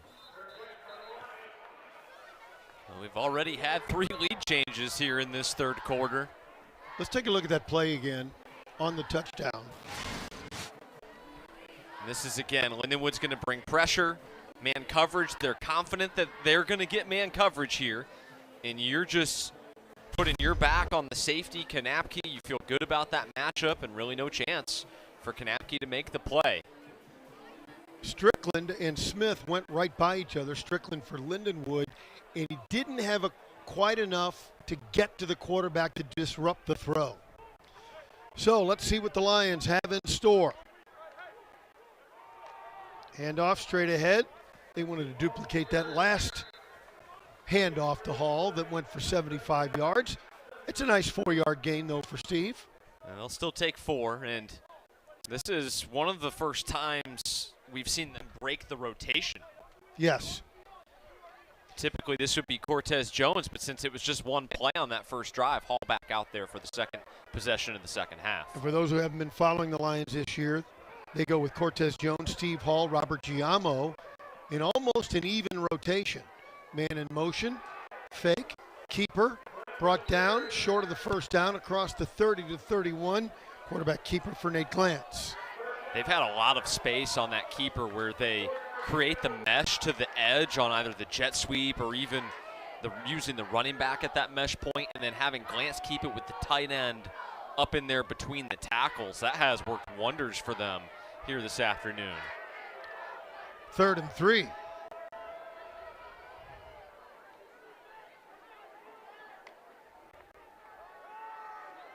Glance across the middle. It's complete. Nice catch to Abe Hare. He's got some running room. He's got one man to beat. Can he get a block? It's legal. He's on his feet. Tiptoes, but couldn't quite get in. Abe Hare with a terrific catch and run. How about Abe Hare? We said these tight ends can do it all. They can block, they can catch, they can run. I think 84 is just shocked at how much open space he had to run. He's looking around. Hey, there's got to be somebody around to tackle me, right? The 6'5 junior watched it, and nobody was there. Well, it's funny. I talked to Abe's parents before the game. He said, we gotta get our guy a touchdown. I said, I'll handle it. Well, he tiptoed out of bounds. Sorry, Dad, that's the best I can do. They'll take it. Steve Hall wants to turn the corner. They string it out nicely. He makes the turn. Touchdown. Oh, I didn't know he was going to be able to get that step, Zach Zook. And Steve Hall scores. Right around KJ Coleman, the defensive back. Hall just too fast and explosive. And you're seeing the birth of maybe the next Lindenwood star at home here at Hunter Stadium today. The freshman Steve Hall having a career day. And the Lions are back on top. Again, a drive that included a big play and then a run into the end zone. Abe Hare with the huge catch and run after the catch. And then Hall turns the corner for the touchdown. Logan Seibert with the kick. And Lindenwood back on top, 35-31. Let's take a look at this touchdown again. And right there, you didn't know if he could get that step, and he was able to turn and get in.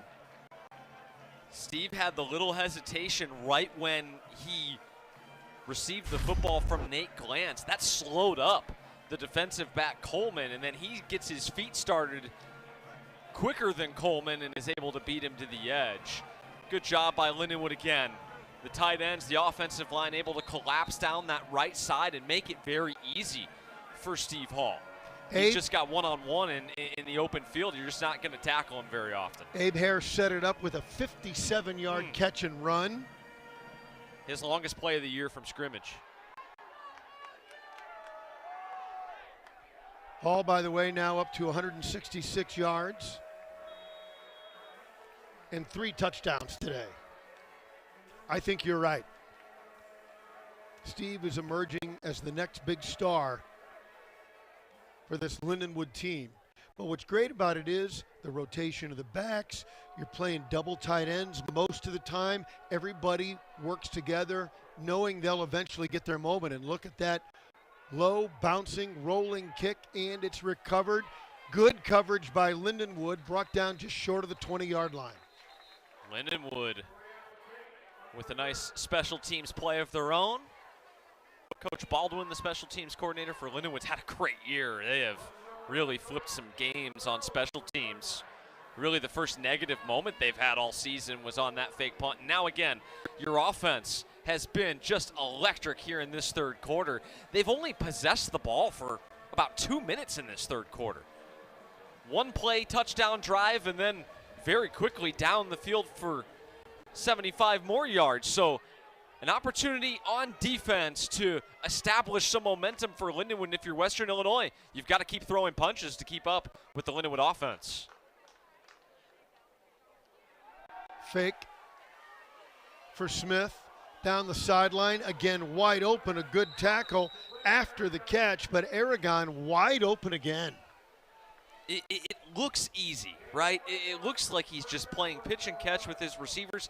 It's not. That is not an easy throw from the opposite hash to drop that corner route in the bucket between the safety and the corner on that side of the field. If that ball is off the mark at all, it's maybe intercepted. 1st and 10. Receivers overload the right side, including Lanier, the tight end. Now he moves back left. Handoff, Smith, popped hard. Really a good shot by Sanjay Strickland, held him to a 2-yard gain. Sanjay has really stepped up in recent weeks. This entire front seven had a rough game against Gardner-Webb last weekend, but that contest withstanding, they have really stepped up in the absence of Ethan Stolzaltz and Devin Edwards, who have been unable to go for the last few games for Lindenwood. Second and a long 8.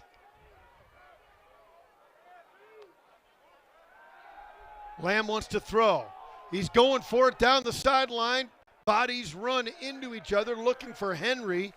He was challenged by Jaden Patrick. Terrific coverage. Patrick, very similar to the play on the far sideline a possession or two ago. That'll hurt.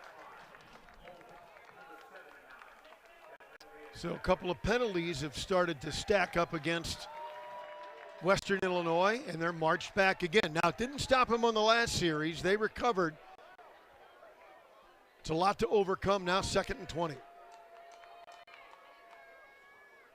Remember, though, the third down scramble by Nathan Lamb set up the punt fake. If they don't get that yardage, you can't run the fake punt from inside your own 20 on 4th and Columbia, Missouri. But that third down run enabled them to go for it. So they've done a good job of getting yardage back. 2nd and 18. Looking to throw the ball. They find Smith. Dropped it. That might have scooped up off the turf anyway. So big third down play. But Lamb and his coach, Joe Davis, don't seem to mind. In the second series in a row now, Western Illinois has been backed up and had 3rd and double sticks. Lindenwood can get into that sort of umbrella shell. It looks like that's what the coverage is going to be. Now Kanapke here on the near sides playing a little closer to the line of scrimmage. See what the safeties do.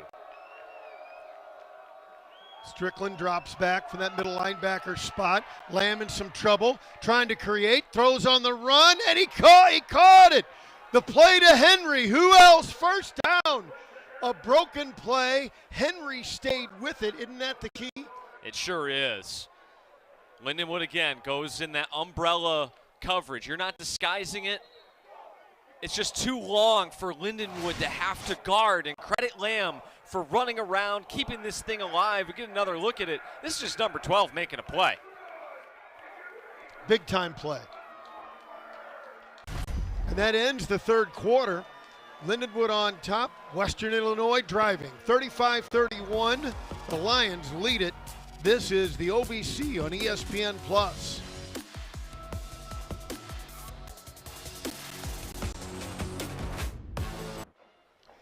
Hey folks, spend less and stream more sports with a special offer. Get an annual ESPN Plus subscription for the price of 9 months. Those kids are enjoying a beautiful fall day in St. Charles, Missouri, and they're watching a barn burner here. It's like when these two teams met a year ago. 35-31, Lindenwood with the lead, but as usual, Western Illinois keeps battling back, Zach. They sure do. They've just been so good on third down. 8 of 10 on third down today are the Leathernecks, and they've converted a number of long ones to move the chains and keep the offense on the field. Lamb's thrown for 334 yards through 3 quarters. He sprints right, wants the sideline again, and it's caught. He got it to Christian Anaya, but a flag, multiple flags actually.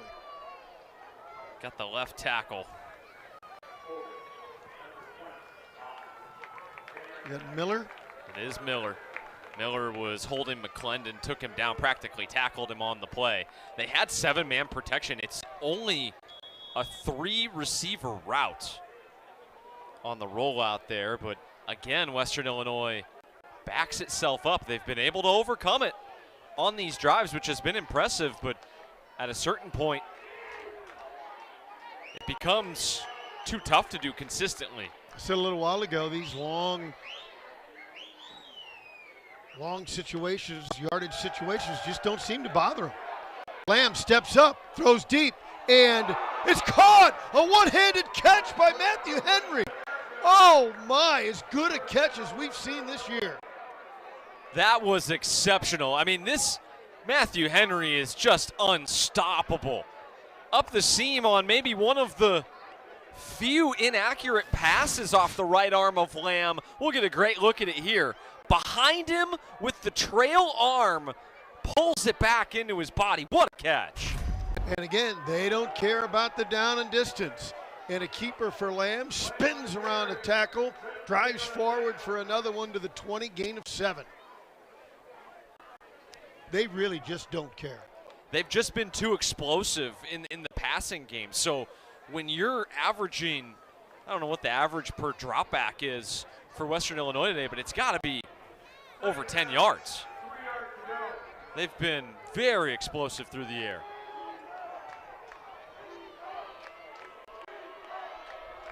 Second and a long 3. Lamb just drops it across the middle, has Henry's tripped up for a first down. Across the 15, they'll mark it right about the 14. And his number is 0. I think that stands for Oh Henry.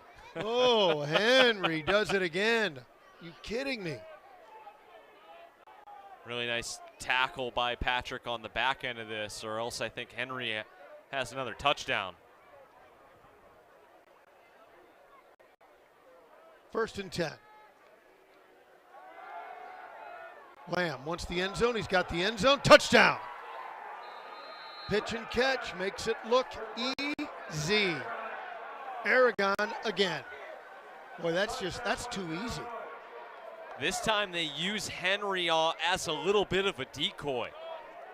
They make it look like they're trying to set up a screen on the far side, and Lindenwood totally bites up on it. And this is, as you mentioned, you said it, Rammer, easy. Easy pickings for Lamb, who's able to find Aragon in the back of the end zone for another touchdown. Chata for the point after.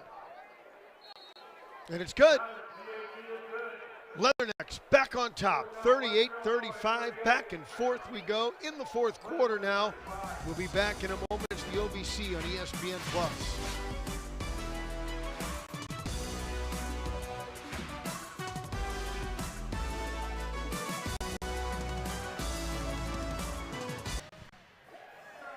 What a great Ohio Valley Conference football game we've got going for you today. Blaylock and Hall back to receive the kick. Pressure on the Lindenwood Lions. You say, wait a minute, they've scored 35 points. Yeah, the offense has been great. But Zach, we're talking during the break. You don't want to be in a position you got to punt and give it back to the Western Illinois offense. This feels like first team to punt loses right now. Both offenses have been just exceptional. Blaylock with the fair catch. Now, what's interesting here is Nate Glantz, 9 of 13, but only 13 attempts in this game. Now you say, well, yeah, it's because you're running the ball so great. Will Western force you to have a little more balance, or can you keep grinding on the ground? And they've actually looked even better so far here in this second half than they did in the first. They have gone on touchdown drives, sure, but they've gone down the field in a hurry as well. Cortez Jones, the running back, tries the left side, stacked up. Look at that pile drive forward. We got flags everywhere. He got out to the 31, but let's see. Thrown by the back judge, and I think it's the side judge there on the far side of the field, which usually indicates maybe a face mask.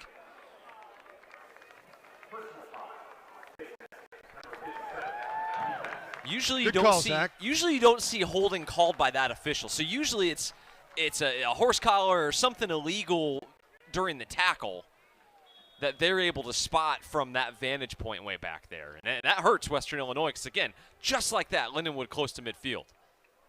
First and 10 from the 45. Cortez Jones, the running back. Jeff Caldwell. Wide to the right side. They're looking at him. He's covered. Glantz in some trouble, drops it off to the near side, the short side, and the catch for John Anthony for a short gain, but progress moving forward to the 49. They've really gotten John involved in this game. He and Crobath sort of play that same position. Number 5 has gotten a lot of the run here this afternoon. Second and a long 6. Cortez Jones has to try and bounce it outside. His hole was blocked up as they really stacked it up on the inside. He bounces out, gains a couple short of the first down. It'll be 2nd and 3. Third and 3. We've talked about opportunities to get off the field. For Lindenwood defensively, they've had a number of chances. For Western Illinois, they've had some chances. Not a long way to go for Lindenwood, but a chance to make a game-changing play for the Leathernecks. And it appears the Lions understand that. They want to make sure they have the right play in with Jones, the setback, with Nate Glantz, the quarterback. Caldwell wide left. It's Jones. First down, plus into enemy territory, across the 40 to the 38-yard line. Big run by Cortez Jones. Would have been a tough play for Henry, but he comes free from the far side of the field. But Jones is too strong and too quick through the hole for him to have a realistic chance to stop Jones at the line of scrimmage. And credit the offensive line. All afternoon long we've said it, but they are moving the front four of Western Illinois. Tight ends Hare and Fugit both on the left side. It's Jones again, tripped up, still moves forward across the 35. I think they'll give him close to the 34. No, it looks like right on the 35-yard line. Gain of almost 5. Such different backs, Steve Hall and Cortez Jones. Hall is the sort of one cut, and then he's gone. Jones is a very smooth runner and just seems to bounce off defenders, gets a lot of yards after contact, and he's got a shoe issue, so you're going to get to see Robert Giammo. Giammo's had 1 carry today. Gained 16 on the play. The veteran in the flats. They're throwing long. They've got a man. Touchdown! Touchdown, Darren Fugit. Oh, we were calling for the tight ends today, and both tight ends have made a play. Nobody was guarding Darren Fugit. Right through the middle of the defense, and nobody took him. I don't think there was a Leatherneck defender within 15, 20 yards of number 86. Get another look at it on the replay to see what sort of coverage Western Illinois was in, but boy, oh boy. It was non-tight end coverage, we know that. Yeah, it was a bust, that's for sure. And Lindenwood retakes the lead. Take a look at this play as the sophomore. It's just right up the seam. Split field coverage. I think they want the linebacker to run with Fugit there. And there's just nobody home. Yeah, Jonathan Williams just kind of stayed put as Fugit ran by him. So Abe Hare with that long catch and run, Fugit with the long touchdown, and the tight ends are making their presence felt. Their parents, again, had corralled me before the game. I said, we'll take care of it. We'll take a quick break. 42-38, Lindenwood back on top. This is the OVC on ESPN+.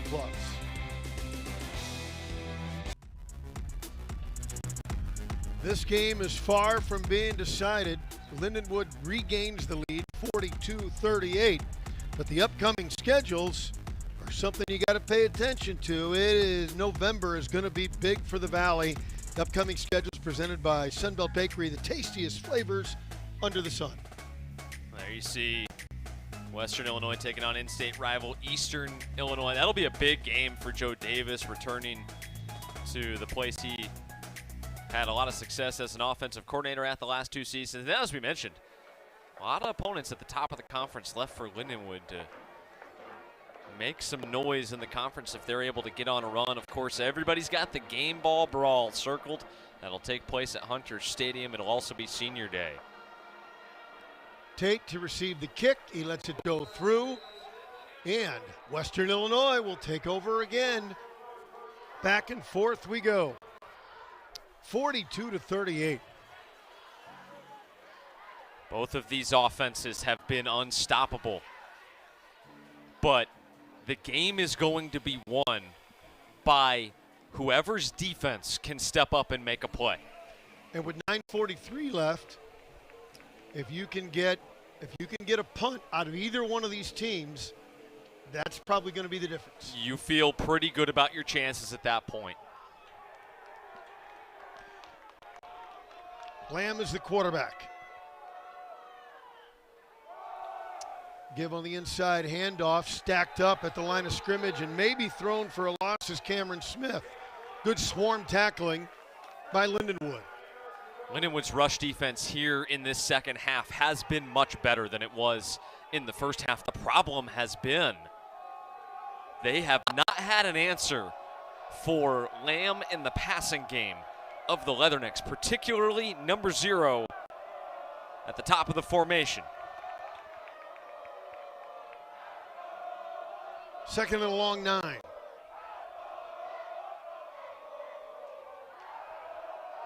Looking to throw his Lamb. Down the sideline. Catch Henry! The timing was fantastic, and he had to battle with Trey Bell, but he won the battle again. Oh, Henry. You just have to tip your cap on some of these. Trey Bell is pressed up. It's one-on-one, and it's really good coverage. Bell normally very good at finding the ball in the air as well, but Henry's elite at it, and he's able to get his hands to the football first. A great catch. Henry, 12 catches in this game for 150 yards. Bringing the house, they got him, and did he get the ball away? He did, but it's incomplete, of course. Some extracurriculars. Hope they don't throw any flags. It's a big play by Lamb to avoid the sack. Really was. He's able to just throw it at the feet of his back. It's not intentional grounding. You save the sack yardage because that's sort of what we're talking about, right? It could be one big negative play forced by a defense that changes the game. Boy, King had him, but he threw it as he was going down. More good plays by Vincent King.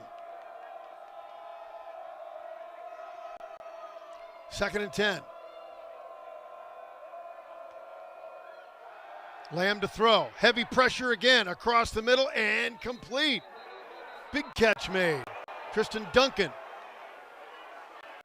They're going to get 15 free yards on top of it because you can't do that suplex move. No, passions are elevated here in a tight back and forth game.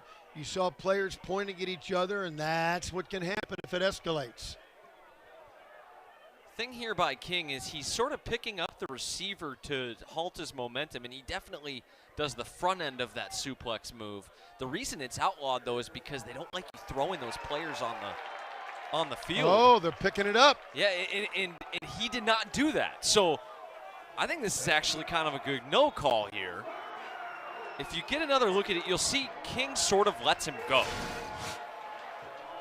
Here's another look at it. To the far side of the field, King starts that move that's illegal, but then he just kind of lets him go. He sure did. He let up. That was smart. 3rd and 5. Big play with the running back in motion. The keeper by Lamb, and they're going to throw him down for a loss. Oh, what a play.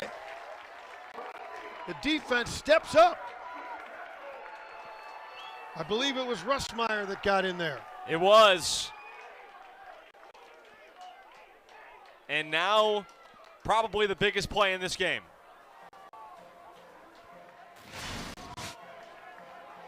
Fourth and 6. Little bit ago. The 4th down play, a fake punt. No fakes going here. 4th and 6. What do they have in the bag of tricks? Let's see. Nate Lamb drops to throw. Has time across the middle. It's complete and a 1st down. And still on his feet and driving. Terrific play and a fumble. A fumble, a great catch by Lanier, the tight end. He's fumbled and Lindenwood takes it over. Talon Blaylock recovers. Oh my. Lindenwood was ripping at that football on the back end. I don't think there's any question as to whether or not the ball came out before Lanier was down, and unfortunately he's still on the turf. As we're going to head to break, take another look at it, and of course we'll dissect it when we come back from the commercial. The big catch, and it was a huge catch. They go after the football. Punching at that football. Blaylock in takes there. it away. Blaylock in there as well. Wow, wow, wow. We'll be right back. Lindenwood takes over at their own 32-yard line. Caldwell in motion. Glantz is going to keep it. Got a nice block up front. Drives forward. Gain of 5. Very nice play as Gavin Hewlett with a good block. Oh, and another Leatherneck down. Oh, that doesn't look good. I think it's Trey Henry. See if we can get a number. And it is Trey Henry.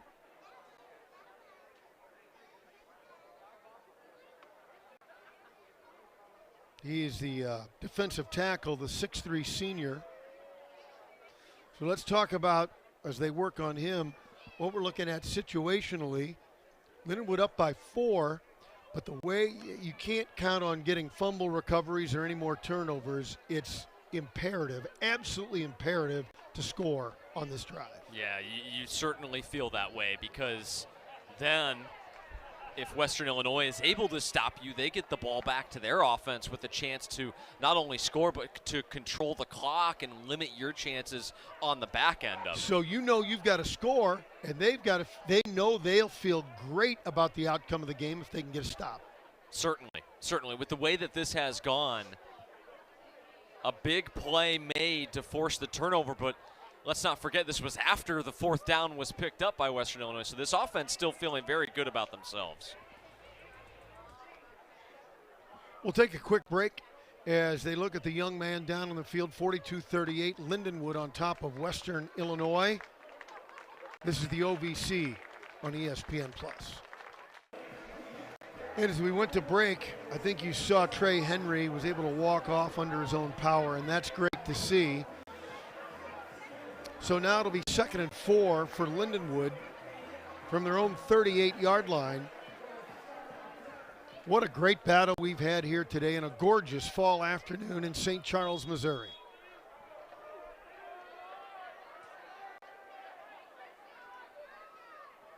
Crobath in motion.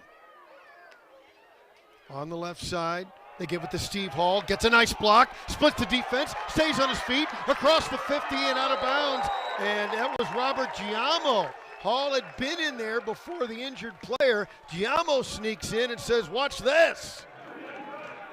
This, to me, also, Rammer, has been the best game for this tight end pair of the season. Few get another huge block as you see it on the replay. They've got guys pulling around. 86 there, gets Coleman and creates the space for Giamo.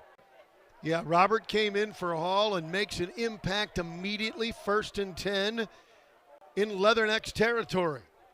Lindenwood will get to the ball fast, but they're in no hurry. Giamo stays in. He's going to get another carry. Look at that head of steam across the 40-yard line. Another big run for Giamo. Number 21 is, he's seeing a little red right now. He is running hard behind an offensive line that's feeling it. They've rushed for over 270 yards on the day.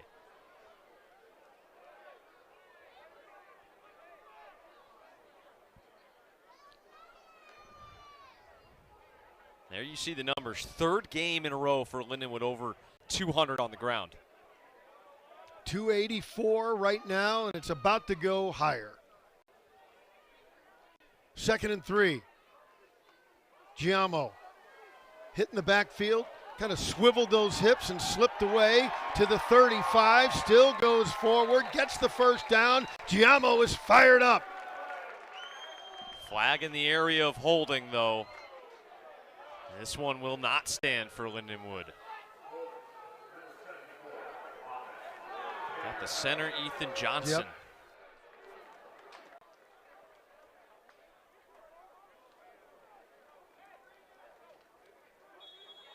Marches it back to basically the original line of scrimmage, back to the 46-yard line. We'll take a look and see that hold again. Yep. No question about it. Grab the shirt. and behind the play, just not necessary. 2nd and 10. Giammo slips through the hole, tripped up. Nice play by Jordan Anderson, tripping up Giammo, or he would have run for a first down. Now 3rd and long. And that was the big play that Western Illinois needed, because even after the penalty yardage, you still just have 2nd and 10. So I think if you're Dusty Avork in this offense, you still feel pretty good about getting a positive gain on 2nd down, and then maybe you can run it again on 3rd. Well, now that you've stopped Lindenwood for a short gain on 2nd, feels like they have to throw it here. 3rd and 7. Caldwell in motion.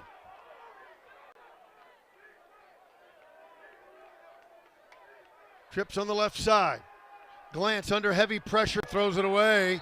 Well, I know he didn't intend to throw it away, but no one was in the area.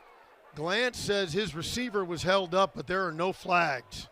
They're trying to set up a screen for Jeff Caldwell on the wide side of the field, and the timing of it just never matches up. They have really struggled to get the screen game going on the whole this year. Well, Patrick Turner out there, we suggested if he didn't come down and score, it changes the momentum completely. Turner will try and pin the Leathernecks back. End over end, not particularly deep. Fair catch called for and made by Eli Aragon. And here come the Leathernecks, and now you challenge your Lindenwood defense, who has been challenged all day long. This is the time to step up. We talked about it a little earlier on in the 4th quarter. It was whoever was going to step up and make a play on defense. Lindenwood was able to make a big one, forcing the turnover on the 4th down conversion. Western Illinois just stood up and made a massive stop to get the football back to its red-hot offense. Could they go 90 yards in 3 minutes, 53 seconds for another landmark win? Out of the shotgun, Nate Lamb. He wants to throw. Has the near sideline, and it is complete. Anaya.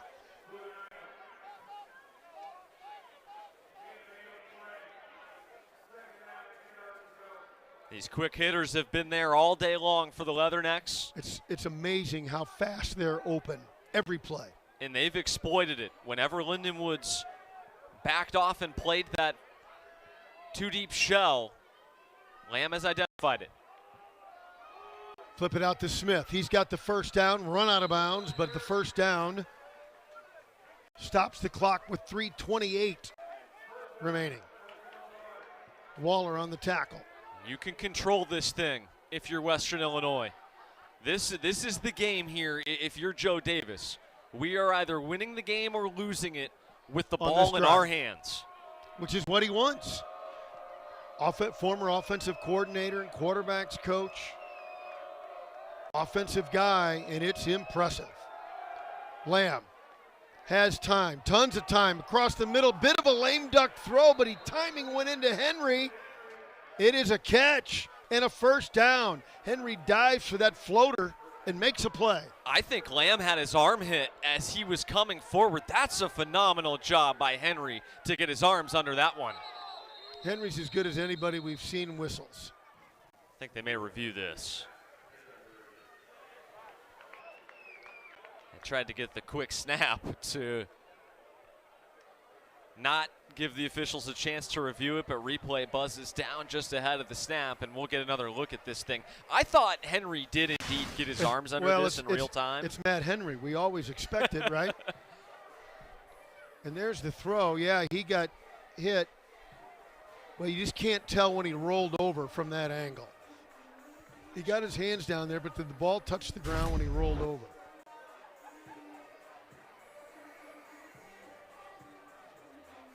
Yeah, so there's you see the ruling on the field. So they'll have to get an angle that they can turn it over or confirm. Maybe from here. That's a catch. I think it's a great catch by Henry. Yeah, what a grab. He is having a career day. Almost 200 yards receiving today. 14 catches for Henry. They just haven't been able to stop him. What's crazy is he's got 26 catches on the season, 14 today. But even on the coming into the game, he was still averaging almost 18 yards per catch. Really a remarkable player. Talented guy. And so in sync with Lamb. That has been the big thing that I've noticed today. They are just so on the same page. Even when the coverage has been sticky by Lindenwood, the ball has been in the perfect spot. In lockstep with his receivers, Nathan Lamb. When it needs to be on the back shoulder, it's on the back shoulder. When he's got a step, it's out in front. It's been a joy to watch. Lamb, 454 yards and 5 touchdowns. Huge day. Yeah, it's a catch. Matt, Henry. Trying to be the star of this football game. He's lived up to the number today, I'll hasn't tell you. If you're still wondering and hoping. Definitely hit on the way forward. Yeah, and for Henry to come back and make that play, that's just a tremendous play. Well, here we go. 1st and 10. Can Lindenwood get a stop in the next 2:40? With a 4-point lead, you know the Leathernecks are looking for 6. Throwing long. Man-to-man coverage. He caught it! He caught it! What a play by Anaya. Oh, they say it's incomplete? They waving it off. The first official said it was a catch. It was the one all the way back at the line of scrimmage that said it hit the ground. Well, they look at this one. It's the head linesman over there on the Western Illinois sideline that came sprinting down the sideline to overrule. Let's look at it. The side judge. Throwing right into our camera. One-on-one coverage, one hand, and I don't know. Did that hit the ground? Couldn't see so from that angle. It looked as though he was bobbling it, but we couldn't see for sure if it hit the ground or not. Well, they were going to. Still have to review this one, back-to-back reviews. Yeah, crazy. Let's look at another angle and see. There's Lamb. Wesley on the coverage. Now I can't see anything from there definitively. I don't know if the ball ever hits the ground. It's interesting as he's sliding and sort of bobbling that rammer. Does any part of his body end up sliding into the paint before he's able to secure it? That could be an element of it as well. But the head linesman was pointing at the ground like the ball hit the ground. That was the call on the field. So we'll review all aspects of this, and it'll be interesting. Replay sometimes has views that we do not. But I didn't see anything that could definitively say it didn't hit the ground.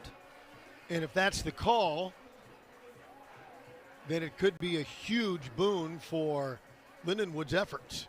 Right, and that's one where if you're Western Illinois, you feel a little snake bitten by the call on the field, because if they call it a catch on the field, similarly, I don't know if you have enough to overturn it the other way. This is a tough one. One more time. Let's watch the ground and watch the sideline. Another one-handed grab. These guys are amazing. What a group. The catch, he goes down. Still bobbling here. I don't know if it ever hits the ground, but right. like the knee's out of bounds. That's another element to this thing. As he's trying to corral it. When he rolled onto his left shoulder, you can't really tell. It could have touched the ground there, but how did that official see that 20 yards away?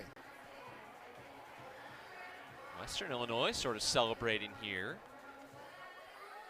Maybe they would have looked up at the video board and thought that it was a catch. Sticks haven't moved. Still waiting on the replay booth. Here we're going to find out.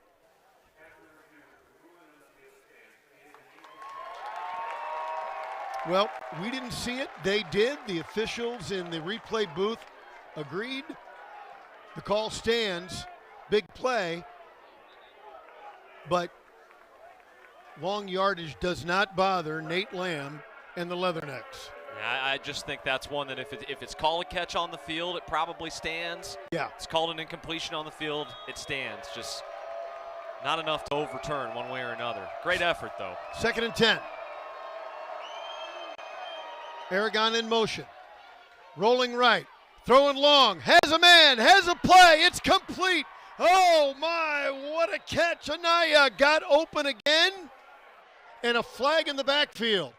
This will stand. This is roughing the passer against Lindenwood. I think it's Wingate that came in after head-to-head contact and sort of a silly foul to commit, but giving up the big play, it's not going to hurt them yardage-wise.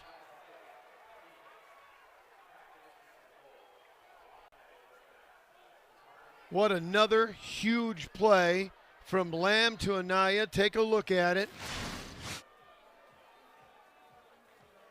See Wingate coming around here. Ball's gone. Yeah. Pulled off of it a little, but still that head-to-head contact. That flag will be thrown every time. And then on the back end of it, these wide receivers just continue to make plays for the Leathernecks. Anaya doesn't get the benefit of the whistle on the last play where he caught it on the far sideline, comes back and immediately makes a massive contribution on the very next down. Yeah, 4 catches for 73 yards. They are having fun pitching and catching. And that's not an easy catch either. He has to flip his head around and then relocate the football while it's in midair. So it's marked at the 7 with 2:12 left. Do you think about the clock offensively, Zach? Absolutely you do. I think at the very least you run it once or twice down here. So you figure it's 4-down territory. You've drawn up excellent red zone passing concepts all afternoon long. I'd at the very least try to force Lindenwood to use some of those timeouts, get to the other side of the 2-minute timeout. The problem for Western Illinois offensively is they have been so explosive. Lindenwood is going to get another shot at this point. There you see the update. No surprises, no upsets. Close games, though. Yep. Charleston Southern testing a good Tennessee Tech team. And how about Gardner Webb right there with SEMO? Good football all around the Ohio Valley Conference. I think at least a run here on first down.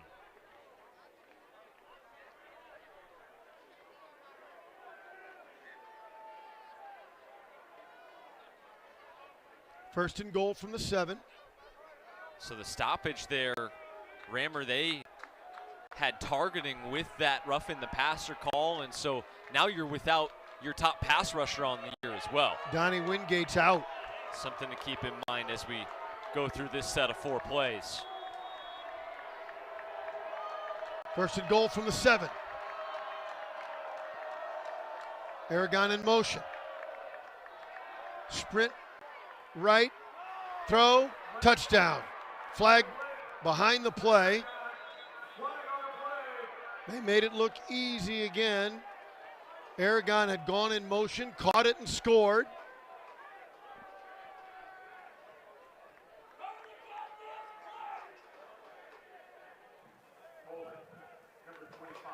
It will be a hold and take the points off the board.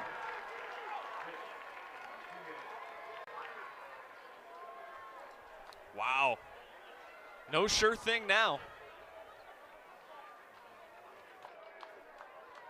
Let's take a look at that hold. Trying to give Lamb extra time, although he rarely needs it. Yeah, he really didn't get a real good look at that, and it was inconsequential, in my view. Smith on the hold. We'll take a quick break. It's the 2-minute timeout. 42-38, down to the wire. It's OVC football on ESPN+. Here we go. 2 minutes remaining. First and goal from the 17. Smith, the running back. Nate Lamb has been marvelous today. Does he have more left in him?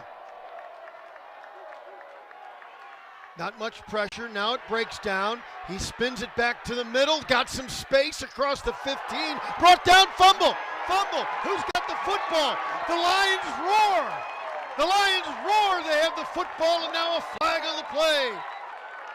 Let's sort it all out. They're still sorting it out on the bottom of the pile. I think Lindenwood's got it, and they do. Eric Gant came out of the pile. Take a look at the replay. Well, Lindenwood does a phenomenal job defensively on the front end of this, and then how about the pursuit? It's Kobe McClendon, I think, chasing down Lamb from the backside. It was number 4, Kobe McClendon.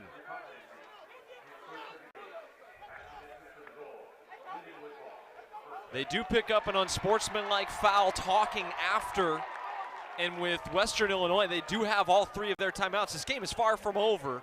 Lindenwood will now be backed up, but you'll certainly take the football.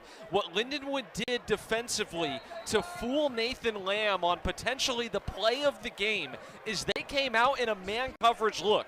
The same look that they have been beaten on all afternoon in the red zone, and then they backed out of it. They ended up playing zone with the 2 deep safeties, but presented man at the snap of the football. It fooled Lamb. He couldn't sort through it, ended up pulling the football down, and then was ripped of it by McClendon. First and 10 from the 8. Hall tries to cut it back, nowhere to go, stays on his feet. Steve Hall, he may break it. 1 man to beat. Steve Hall cuts it back, still on his feet, across midfield. Steve Hall on a sprint. He breaks another tackle. They try to trip him up. Steve Hall! Steve Hall goes the length of the field to win the game. Jerry Rice, get on the phone. Steve Hall will take your call. Oh, doctor. He had to break a half a dozen tackles, Zach. What a phenomenal individual effort. My. Oh, my. Great call by you, partner, and what a run. Yeah, I got nothing to do with it. That's all Steve Hall. He is unbelievable. Holy cow. Take a look at this, Zach. Well, you said it. They had the chance to bring him down 6-7 times. 1, 2 right there. He's still on his feet coming out of the scrum. It's just the wide zone that they run about 10, 20 times a game. Coleman has the angle on him. Hall cuts it back. I thought they were going to have him right there. Yep. But a nice little stiff arm. Get off of me, Mr. Piper. And then outrunning defenders all the way to the end zone. This crowd loves it. See some Lindenwood alum on homecoming in the stands there. There was a Eric Henneman, tight end, that was honored. And Lloyd Lockett, I think I spotted in the stands as well. A lot of guys that had a lot to do with the success of this program making the jump to the Division I level. They have to love what they're seeing here this afternoon. And we said it earlier on in the broadcast. Star was just born on this Hunter Stadium turf, and he's wearing number 22. Well, maybe it's a big day to you. 259 yards rushing. I guess we'll give him credit. Yeah. That's unbelievable.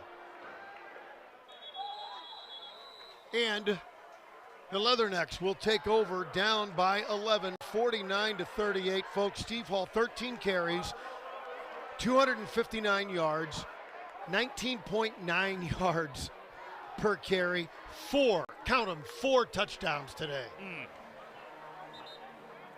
Second time this year Lindenwood has had a player find pay dirt 4 times. Yeah, Jeff Caldwell earlier in September. I think it was the Eastern Illinois game on the road. Jeff had 4 of them.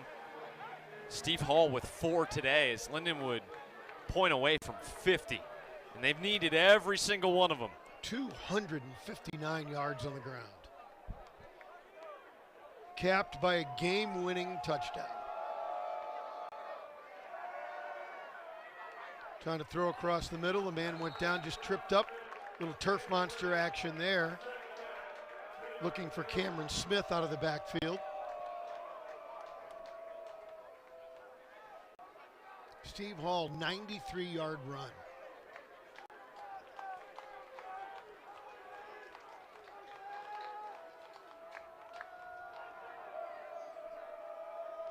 Again, Nate Lamb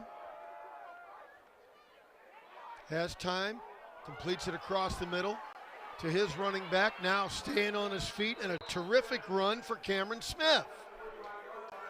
Good run after the catch. Lindenwood is going to stay in this shell the entire way down the field until they get to around the red zone. Forget the score. How fun is this Western Illinois offense? They're a joy to watch. My They really are. Lamb, again across the middle. Basically looks like they're running the same play. Just bust out of the backfield, Cameron Smith, and I'll hit you across the middle. Just think about this, too, for this offense. I mean, this is year 1 for this system, this coaching staff. Should only get better from here. But couple of tough mistakes. Comes to the near side. A rare incompletion, looking for Tristan Duncan. Duncan a little slow out of his break that time, but you're okay. Incompletions don't hurt you here. It's all about the clock. You need to score twice.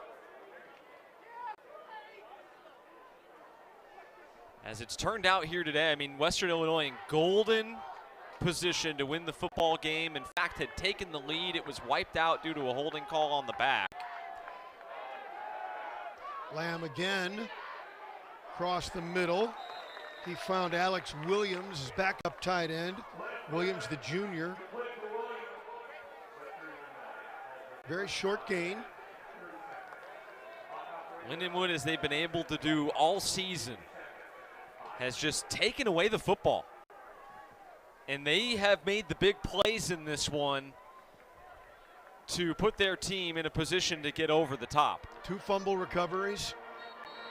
By the way, Lamb has thrown for 530 yards today. 530. Lindenwood with the 2 fumbles forced today now moves them into a tie with Tennessee State for first in the conference. They attack the football.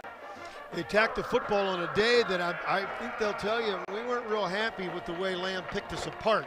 But forcing the turnovers, difference in the game. The takeaways make a difference, and that's what they were ultimately able to do in the end. Lamb steps up, has time, wants the end zone, has a man. Oh, Henry took a hit and made the catch. Inside the 10, Henry does it again. It's not over yet. It really isn't. Still 2 timeouts for Western Illinois. They'll need to get the onside kick regardless, but with the timing of this, they do still have chance to get it back. They're going to have to burn one here. They weren't ready to snap it after the big play, but what a catch by Henry, who's having a record-setting day. Well, he's busting it down the field, then stops on a dime and turns around to make that catch. Nothing Eric Gant could do about it. That change of direction. And I can tell you from having played DB, those are the toughest guys to go against, because when you've got your back turned to the quarterback, you're reacting to the receiver. And he does a really good job of showing his hands late. He'll stop and get in a position, so you're trying to mirror and put yourself between him and the quarterback. But he does a really good job of disguising and throwing those hands at the last second to catch the football, and he's got such a knack for finding the ball in the air. I mean, the ball skills are elite. He's got 15 catches for 226 yards. So it's the Matt Henry and Steve Hall show These two guys have been dominant today. 49-38, first and goal. Lamb back of the end zone, broken up and almost picked off. That would have ended the game. Taylon Blaylock on the coverage. Yeah, great instincts. Lindenwood's in man coverage and coming off to make that deflection there. Again, though, if you're Western Illinois at this point, incompletions. That's your friend. It's the second best thing that could happen. Right, you're okay with that. Need the onside kick one way or another.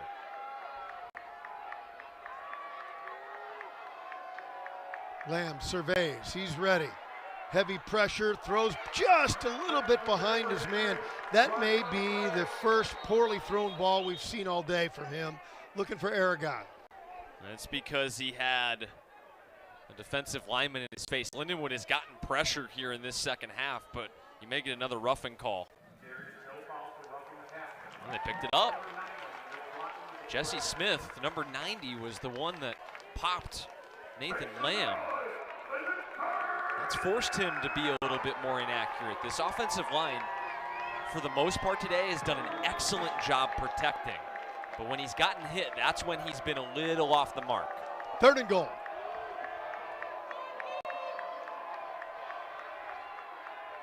Oh, a big hit and a fumble. Another fumble after a huge hit recovered by Lindenwood, and that is the ball game. Oh my, what a gigantic hit. Jesse Smith again just clobbers Lamb from the blind side. He had no chance to hold on to that football, and Lindenwood's defense, statistically, it has not been a good day for them. But they have made 3 massive plays when it's counted and recovered the ball all 3 times. Folks, watch this hit. Lamb had been protected most of the day, slammed and brought down. The loose ball and recovered by Micah Finau for the ball game. You're right, you called the defense. Making the big plays, the turnovers, that's the difference in this football game. And that's something that Lindenwood really didn't do a very good job of last year. They would struggle statistically, but then never really had that big play. They couldn't take the ball away consistently enough. They've now forced 10 fumbles on the season, which would be good for first in the association. They've also been able to intercept the football 6 times. That's 16 takeaways in about 2/3 of the season. Absolutely amazing. That's really the difference in the ball game, is the turnovers in the second half forced by Lindenwood. And credit Nate Glantz, who on this very field against Tennessee State had it stripped and committed the turnovers on the offensive end for Lindenwood. He plays clean today. Lindenwood ends up +3 in the turnover category and wins this thing by double digits. Nate 11 of 16 for 183 yards. Students and parents are loving it. Homecoming is a good one here at Lindenwood. 49-38, and it was way closer than that. What a great fun ball game. Phenomenal football game. Well played on both sides.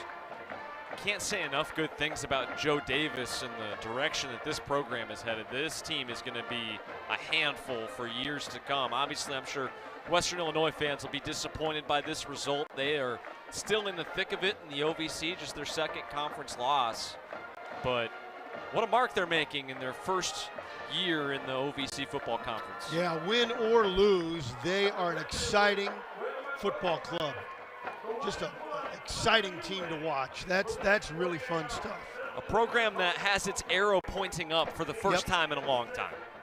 Really remarkable. Great job by Coach Davis and his offense. Nate Lamb was terrific. Let me give you his numbers again. He was 42 of 55, and really his completion percentage 76%. It was almost 90% for most of the game. Really, really good. 564 yards, 5 touchdowns. Nate Lamb was remarkable. And, of course, his guy, Matt Henry, 15 catches for 226 yards and a touchdown. Wow. 55 attempts. Make sure Mr. Lamb ices down the elbow after that one. You know, in Aragon, 9 catches. He had 2 touchdowns, 132 yards in receiving. He was phenomenal. And big number 17, Anaya, was making plays all over the place as well. I mean, this wide receiver trio was really something to watch. And so now Lindenwood goes to 3-2 in conference play, 4-5 overall, but getting that 3rd win and climbing over Western Illinois kind of keeps them, you know, you're looking for progress. Are you with Southeast Missouri and Tennessee State? No, but you just got to keep working to be better and climbing over teams. They'll need some help at this point, but they do face a lot of those teams yet on the schedule. So if you can get hot, play some good football, go on a run, they are still in the race. They'll have a chance against a much improved Tennessee Tech team next weekend. What a homecoming afternoon here, and you take a look. So Tennessee Tech now is 2-2, so Lindenwood moves ahead of them. UT Martin with that huge victory. They're 3-1. And so you see SEMO is the team, though, that stands out top. Everybody's trying to catch Southeast Missouri. Good effort by Gardner Webb. This is a team that I think is rounding into form. We had a chance to call that game on radio, and they really punched Lindenwood in the mouth from the opening kickoff in that one. And a team that looked as though it was going to take a step back, maybe not so fast. Really good effort, albeit in losing fashion down in Cape Girardeau. They gave SEMO everything they could handle. And when it comes to league play, with this offense for Western Illinois, they're 2-2 in the league. So they slip a half a game back behind Lindenwood, but they're in that middle pack.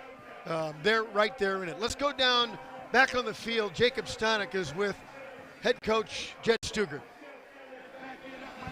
Jed, a gritty win here on homecoming. What does this win mean for your team and for the St. Charles community? Well, it's huge. It's homecoming, and that team is so much different than last year. They're a well coached. Their offense was probably the offense I was most worried about this year. They're very good, and so it's a gritty win for us. Wasn't pretty. There's a lot of things we got to get better on, but at the end of the day, there's no pictures on scorecards, man. A win's a win, and I'm just proud of their effort and proud of their grit. So yeah, a lot of things we got to get fixed. There's no doubt. And offense just played their tails off, and it was a slug match and tennis match, whatever you want to say. But defense, we got to shore up some things. There's no doubt. The one thing you talk about a lot this season was the depth in the running back core, but today you kind of got to hand out a big star out to Steve Hall. A fantastic game, easily his best. I mean, as a freshman as well, the things he'd done today. What was that like watching that in the sideline? Steve's just a warrior, man, and I'm going to tell the team too. I mean, you look at Robert Giamo, you look at Tez, you look at Steve Hall. Like these, you play like you practice, and when those guys practice, they practice that way all the time. And when they show up, Steve's a kid that just, when you see him practice during the week and you pop out every once in a while, I mean, it doesn't surprise you. The kid just never stops, and he's a warrior. And really, our running backs, they all make a case for being warriors. There's no doubt. All right, thank you, Coach. Enjoy the win. Thank you, Jacob. That's going to wrap things up here. What a fun, tense, exciting football game, Zach. It sure was. A fun 60 minutes, just like it was last year, and a budding conference rivalry between the Leathernecks and the Lions. Great pictures from our production crew, Bay Media here at Lindenwood University. For our sideline reporter, Jacob Stanek, for my partner, Zach Zook, I'm Bob Ramsey. So long from Hunter Stadium in St. Charles. Final score, 49-38, Lindenwood over Western Illinois. All games airing on the ESPN networks or streaming live and archived on the ESPN app. This has been a presentation of ESPN.